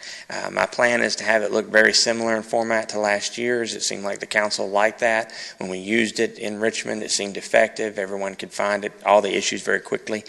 So we'll try to stay with that same format. In December, we will hold a legislative event of some kind, whether that consists of a public meeting or just having our legislators in to talk with us about the agenda that we've adopted. And then the session begins. As I said before, this is the long session, so we won't have to scramble quite so hard to cover all the issues, although it does seem like long session means more issues, so I'm sure we'll be just as busy as always. And then in March, the session ends, assuming there are no extensions or special sessions that have to be called, and hopefully we'll be successful in advancing our issues this year. That's just about as fast as I could do that. Thank you, Mr. Tripp. That was great. Questions? What day do they have to have their initial bills in? I think I had that on the timeline slide. Preliminary pre-filing deadline is January the 10th. Now that's a little murky because the rules for the House and the Senate are different. Senators can drop bills pretty far into the session. The limit there is when they can actually make it through committee. Gotcha. And so, it's very difficult to say. But January the 10th, we will have a very good idea of the content of the calendar for the year. So, we come up with this list somewhat blind. Yes, absolutely. And so what we do is it's my job to help us react on the fly, and we did that with a number of issues last year. One of the advantages of Williamsburg being so close to the state capitol is frequently VML will contact us and ask us to come speak on an issue if our position is the same as VML's, and we're glad to do that. So we're talking about submission of bills, and that's obviously different than a budget amendment. Right. Budget amendments can be made further into the calendar. That's right. The budget process begins early, but really heats up toward the end. Gotcha. And so that's where a lot of the maneuvering is done in terms of funding for projects, including special projects. Everyone wants to get the slice of the pie, huh? That's right. Thank you for your presentation. I just had a really quick question. For First Cities, I know we're not a member organization of theirs, but I do understand that there are some of their policy initiatives for session that generally aligns with us. I mean, is the city thinking of also looking to what they plan to pursue this session and latch onto that, or are we just keeping it pretty detached? So. Can I ask, kind of put this back on council a little bit? Uh-huh.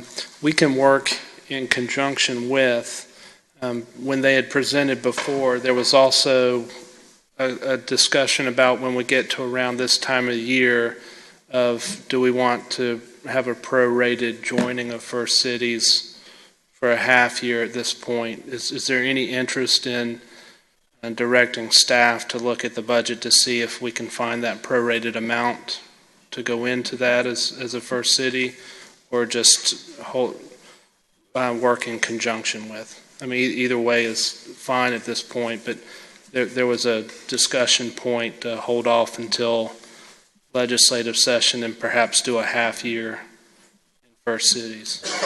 Could be its own work session item, though, right? For a future date. We don't have to necessarily decide today, right? The money amount's not even large enough that you would have to make a decision. We just need some policy direction to move forward. It's less than, I mean, the total amount was less than $20,000. That's right. And so half of that would be less than $10,000. Okay, so you tried to put it on us, so we'll just put it back on you. How helpful would it be to staff? Is the benefit there outweighing whatever extra effort, work, and money has to be expended? It multiplies our ability and awareness of what's going on in Richmond on issues that impact us.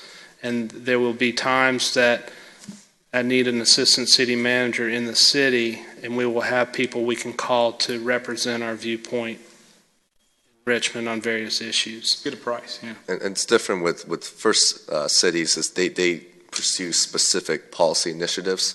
BML has always been a little bit more of the defensive, type that will defend certain legislation that, Airbnb is one of those issues. So that's just kind of my understanding of the distinction between the two. Phrase it that way, it sounds like it would or could be helpful to us. I think this year in particular, with Right. some of the discussion that we've had regarding tourism, it might be good to have Extra advocate. So we're in agreement. Staff should pursue this. Yes. Okay, thank you. Any other questions for Mr. Trivett? Okay, this takes us to number 3, tourism zone expansion, proposed ordinance 17-18. Ms. DeWitt, my understanding that this proposed expansion involves property that's entirely owned by Colonial Williamsburg. So as an employee of the foundation, I will ask Mr. Foster to take over the conversation. All right, Mr. Witt. Great, thank you, So in Vice Mayor and charge. members of council. Oh, there it is. So you'll remember that we passed a tourism, or you passed a tourism zone about a year ago this month. And this is what a tourism zone does for us. It's a way to have a tool to try to increase private investment in the area you identified as a tourism zone, which is the area formerly known as the Northeast Triangle. So it's one tool that the state allows the city to do, and it allows us to provide local tax incentives. It also allows us to access state incentive program, which is that gap financing program for projects, which is a very nice tool because it brings part of the state sales tax back to a local project. So just to review it quickly, our local incentives for this district are set up as no net loss incentives, so we don't forfeit any existing tax revenue. We just refund a portion of future tax revenue as an incentive to have businesses look at this area. We also waive building and zoning fees. So the current zone is on the left, and the proposed new zone is on the right, the blue area being the new area. So this is all Colonial Williamsburg property. They've requested we include it. It's all zoned museum support. So tourism investments are certainly allowed here by the zoning ordinance, and we're excited about tourism investments in the city. Staff recommends that you make this change to expand the tourism zone to this new map. Here's an overview from Google Maps that shows you what it includes. It includes the Governor's Inn property and also the area across the pedestrian bridge, across from the visitor center, where there's a parking lot and the windmill and the nice pathway into the sort of the back of the palace part of Colonial Williamsburg. So again, staff recommends that you expand the zone to this map. Happy to answer any questions. Ramsey, you have any questions? No, makes good sense to me. Always glad to help encourage more, so thank you. Yeah, no questions. I think it's always good to help find ways to stimulate new development, and particularly along the lines of tourism, which is our economic engine. So I don't know if Colonial Williamsburg has any plans or not in the immediate future, but I can imagine they do. And so if this helps that new development happen or redevelopment happen, then I'm all for it. Yeah, I think it's a win-win and provides incentive guidelines that really guide the development and redevelopment opportunities. Haven't really seen any so far in Northeast Triangle, but I think a lot of city staff's attention has been towards Midtown and other areas. But really excited to extend this and see how that all carries out. So the criteria that's used for the tourism zone is the same that we passed last time, right? Yes, sir. So they can just refer to all of that guidelines that we had approved. Exactly. The only change that this resolution does is changes the date of the map to be this map here. Absolutely. Great. Thank you. Is there any reason that this doesn't come across the train tracks into Merchant Square? Just that it hasn't been asked? It hasn't been asked. So typically, historically, we've seen, in our own experience, tells us that Merchant Square has had waiting lists for private industry to come in. We have a lot of people want to invest there. It's a highly lucrative place to do business with all the foot traffic and the spinoff of Colonial Williamsburg. So typically, your economic development staff would not recommend you do incentives where the market's already working well. Entertain a motion? And if I can also add to that this zone was specifically in response to council's initiatives around the Northeast Triangle and Culinary Arts District in that area. So that's another reason why it didn't come across the tracks into downtown. There's a downtown vibrancy plan that's going to deal with recommendations in that area. Mr. Mayor, I move that City Council adopt Ordinance 17-18. Second. Ms. Scott? Mr. Zhang? Aye. Aye. Freiling? Abstain. Vice Mayor Foster? Aye. Aye. Okay, that takes us to the next item, which is the Go Virginia Support Resolution, proposed Resolution 17-17. Take it away. Thank you, Mr. Mayor and members of council. This is a resolution of support for an application for the Virginia Growth and Opportunity Fund process that the state has initiated, also well known to us as Go Virginia. So these are state funds that are available to encourage regional economic development projects. We are part of Region 5, which is the Hampton Roads Planning District Commission region plus the Eastern Shore.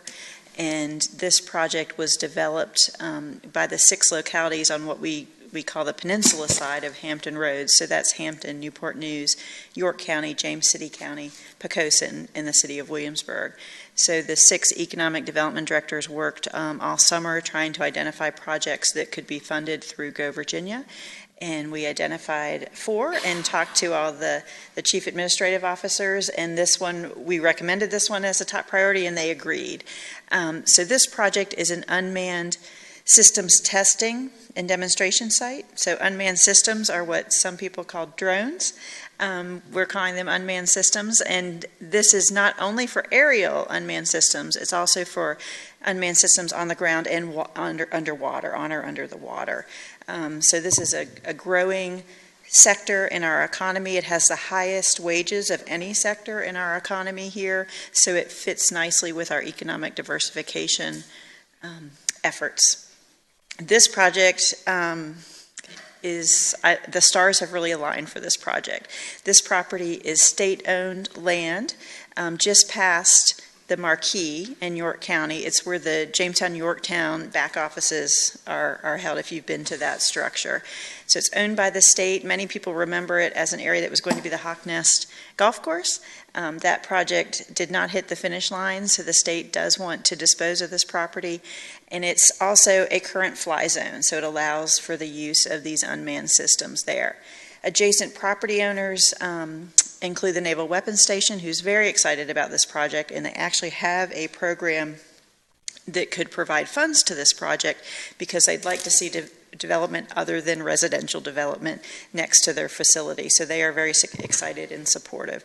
We also have a letter of support from industry folks who are in this unmanned systems business on the peninsula currently. So it would provide a testing area.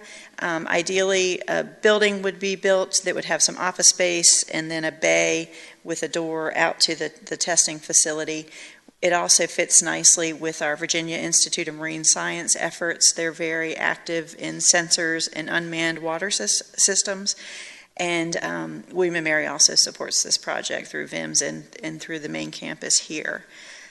So what this project is a cost and revenue sharing concept, so that any locality who wants to participate in this development can share with the cost of putting the infrastructure in, and then those localities that participate that way will share in the revenue. Revenue could be direct revenue of leasing the facility to parties. There could also be some tourism uses around that, recreational uses in addition to the business uses to provide direct income. And then there's the tax revenue that would come from those businesses. A third part of the potential shared revenue is the state has a new program allowing the sharing of income tax, which currently localities do not collect. So if it's a regional project, there is now state code that allows the state, encourages the state to share income tax for a period of 5 years for regional projects like this. It's also linked to Go Virginia. So I've probably talked a little too much about it. I'm happy to answer any questions, but what we're asking you today is to adopt a resolution supporting the submission of this application to our Go Virginia region. And I also wanted to point out that after we wrote this memo, we found out that the Hampton Roads Planning District Commission has agreed to be the fiscal agent for this project. Happy to answer any questions. This is awesome. Exactly the right market for where we want to grow, high-wage jobs. It plays into our local institutions. It takes a piece of property that was otherwise unused, and we've got multiple jurisdictions in on it. It's like there is no downside. The stars have aligned. It also helps protect the military base, because Exactly. the more residential encroachment you get near military bases, the easier it is for them to decide they need to be located somewhere else. So that you said there'll be like a large bay garage. Will be a landing strip of any sort? Because drones come in variety. So these are drones that are like a helicopter, and there's also drones that are like a plane. That move, and then there's drones that move on the ground, and then there's access to the creek here as well, so the water drones as well. So it's interesting that the property, you can tell by the aerial, has already been cleared for the golf course holes, which already provides some landing areas. But yes, some of the cost of infrastructure would be for the landing strips that might be needed and for that building you mentioned. And this was supported by the Hampton Roads Planning District Commission? Correct. So I mean, there's excitement on the lower part of the peninsula on the other side of the water. All of the Virginia Peninsula jurisdictions are anticipated to adopt a resolution of support for the York County project and participate in the project. And also Gloucester County will be considering some form of presentation. They're not in Region 5, so that makes it a multi-regional application, which would strengthen the application for the state funding pool as well. Awesome. And the Economic Development Authority adopted a similar ordinance at its meeting this week as well. And what's sort of the timeline? I mean, if we approve and the other jurisdictions within the region approve, presumably around the same time period, then it's submitted to Richmond. Yes, so this is a brand new program that is rolling out as we speak. We learn more every day, but the anticipation was hopefully we would know by the beginning of 2018. So the region would bless it. There's two pots of money. There's some regional money and then there's some state money. So there's two opportunities to fund it. So we would hope to know during this fiscal year, and I would think there's going to be some organization of the regional effort, but we would hope it would start in the next fiscal year. Thank you. And it's a Great project. previously untested competitive process. Yes, sir. So there's no telling what will There's happen. exactly, yes. So that yes. Do I hear a motion? Get back here. I move that City Council adopt Resolution 17-17 supporting the application to the Virginia Growth and Opportunity Fund for the Unmanned Systems Testing and Demonstration Center proposal. Seconded. Scott? Mr. Zhang? Aye. Mr. Pons? Aye. Mayor Freiling? Aye. Foster? Aye. Ms. Ramsey? Aye. This takes us to supplemental appropriations for general fund and sales tax fund, proposed resolution 17-16. Mr. Sarah? This is a budget amendment for grant monies that we receive. As you know, the city doesn't budget for grants, obviously, because we don't know about them when we're doing the budgets. So we receive them sporadically throughout the year. In the past, we've done these budget revisions one time in June for the full fiscal year. We want to try to get on a more quarterly basis now. So these items all items for the general fund, there's 3 items for the general fund totaling $23,027. One project for sales tax fund totaling $10,570. These are trying to just do this quarterly from now on, so I won't go into detail what these projects are. It's all included in your memo, but we've had problems in the past with some of the department heads looking at their budgets. They've already spent the money they've received, but the budget is not adjusted, so it looks like they're overspent. So we want to, especially with the new Tyler system, we want to make sure that these budgets get adjusted more timely. So that's why we're. And this is all good news. This is new money coming into the city. It's all new money, yes. Totally unbudgeted. Questions? No, sounds good to me. Just thank you for your due diligence again with the quarterly reporting and a great appreciation to Girl Scout Troop 1295 and Firehouse Subs. It's one of my favorite places. So I'm really excited that there's more money flowing into crucial needs for the city. So thank you. Move City Council approve proposed resolution 17-16, resolution amending the general fund and sales tax fund budgets for the city of Williamsburg, Virginia for the fiscal year ending June 30th, 2018. Second. Ms. Scott? Mr. Zhang? Aye. Mr. Pons? Aye. Mayor Freiling? Aye. Vice Mayor Foster? Aye. Ms. Ramsey? Aye. Takes us to city attorney report. Nothing today. Oh, I'm sad. This takes us to unfinished business. Anything to? New business, appointments to boards and commissions. Move that effective immediately, City Council appoint Elsie Castleman to the Williamsburg Redevelopment Housing Authority Board of Commissioners in the position of Public Housing Representative for a term to expire June 30th, 2021. Second. I think it's worth noting that this now would complete the Housing Authority board makeup, and that we would be up to 7 members, and we will all be here at our next meeting, which is in November. Yes. Scott? Mr. Zhang? Aye. Mr. Pons? Aye. Mayor Freiling? Aye. Vice Mayor Foster? Aye. Ms. Ramsey? Aye. Well, that concludes the open session business for today. We have open forum. Anybody who would like to address council on any matter is welcome to come forward. I have one card, but Ms. Bond, why don't you go ahead? Good afternoon. I am Nancy Bond, familiar face to some of the people here. It's good to be back in City Council. Would you mind sharing your address for the record, please? I am at 3000 Earls Court in James City County. That's Williamsburg Landing. I am no longer a resident of my beloved city of Williamsburg. However, my heart is here. And this afternoon, I am here to broach something that I think is extremely important to all of us, those of us who love the city, those of us who make our livings here, those of us that want the city to be a healthy, a financially viable place. The council was sent my letter to the editor, which is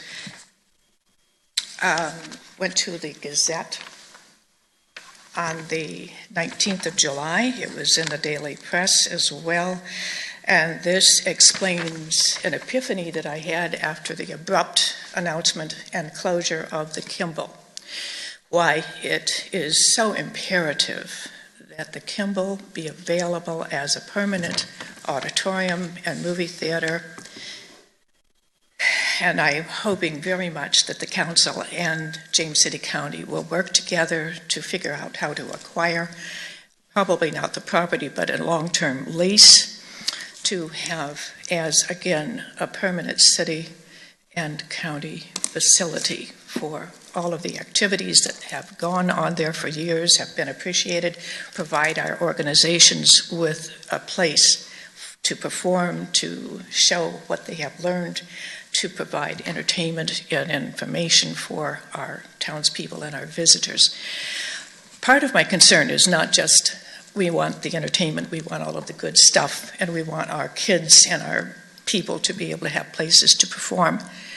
But Merchant Square is a magical place. That's one of the few places I've ever been where people are drawn to this place. It is attractive, it's appealing, there's a synergy, as I'm sure you all recognize and enjoy.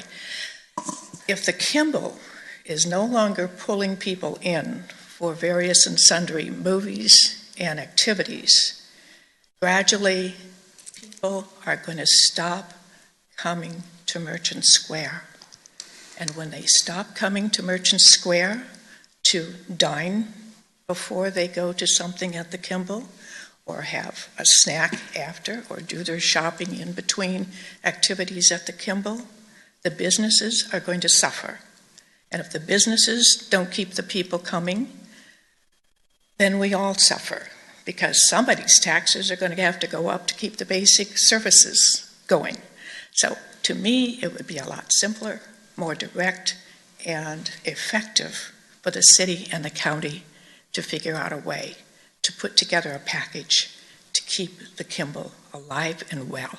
So that's what I put into your hands and into your hearts. So thank you. Thank you, Ms. Bond. Thank you. Thank you. Mr. Shelley?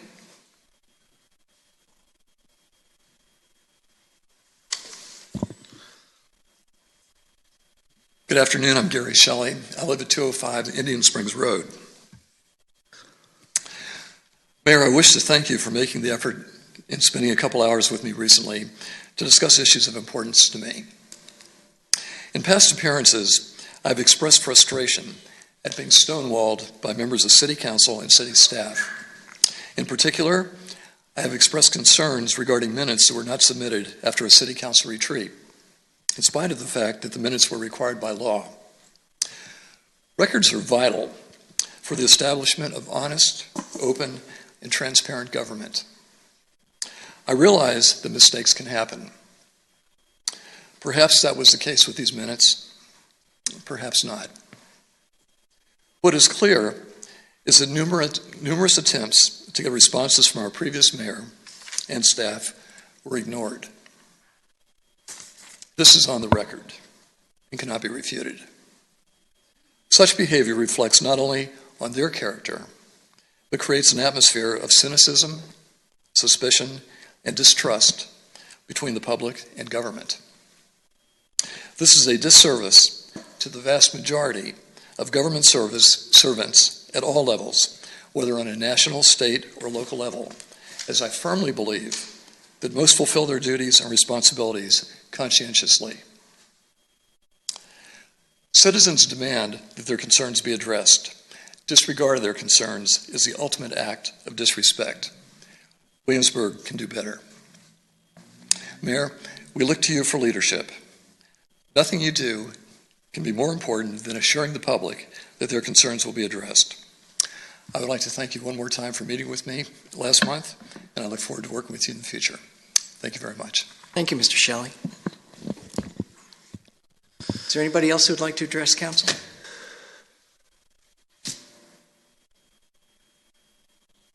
Nope. Seeing none, we will close the open forum. Do you have a motion? I do. I move to go into closed session pursuant to Section 2.2-3711 of the Code of Virginia for the purpose of discussing one matter involving a prospective business or industry or expansion of existing businesses where no announcement has been made per subparagraph 5, and discussion of confidential proprietary records pursuant to subparagraph 39. Second. Ms. Scott? Mr. Zane? Aye. Mr. Pons? Aye. Mayor Fry? Aye. Vice Mayor Foster? Aye. Ms. Ramsey? Aye. Council will take a brief recess and reconvene in closed session.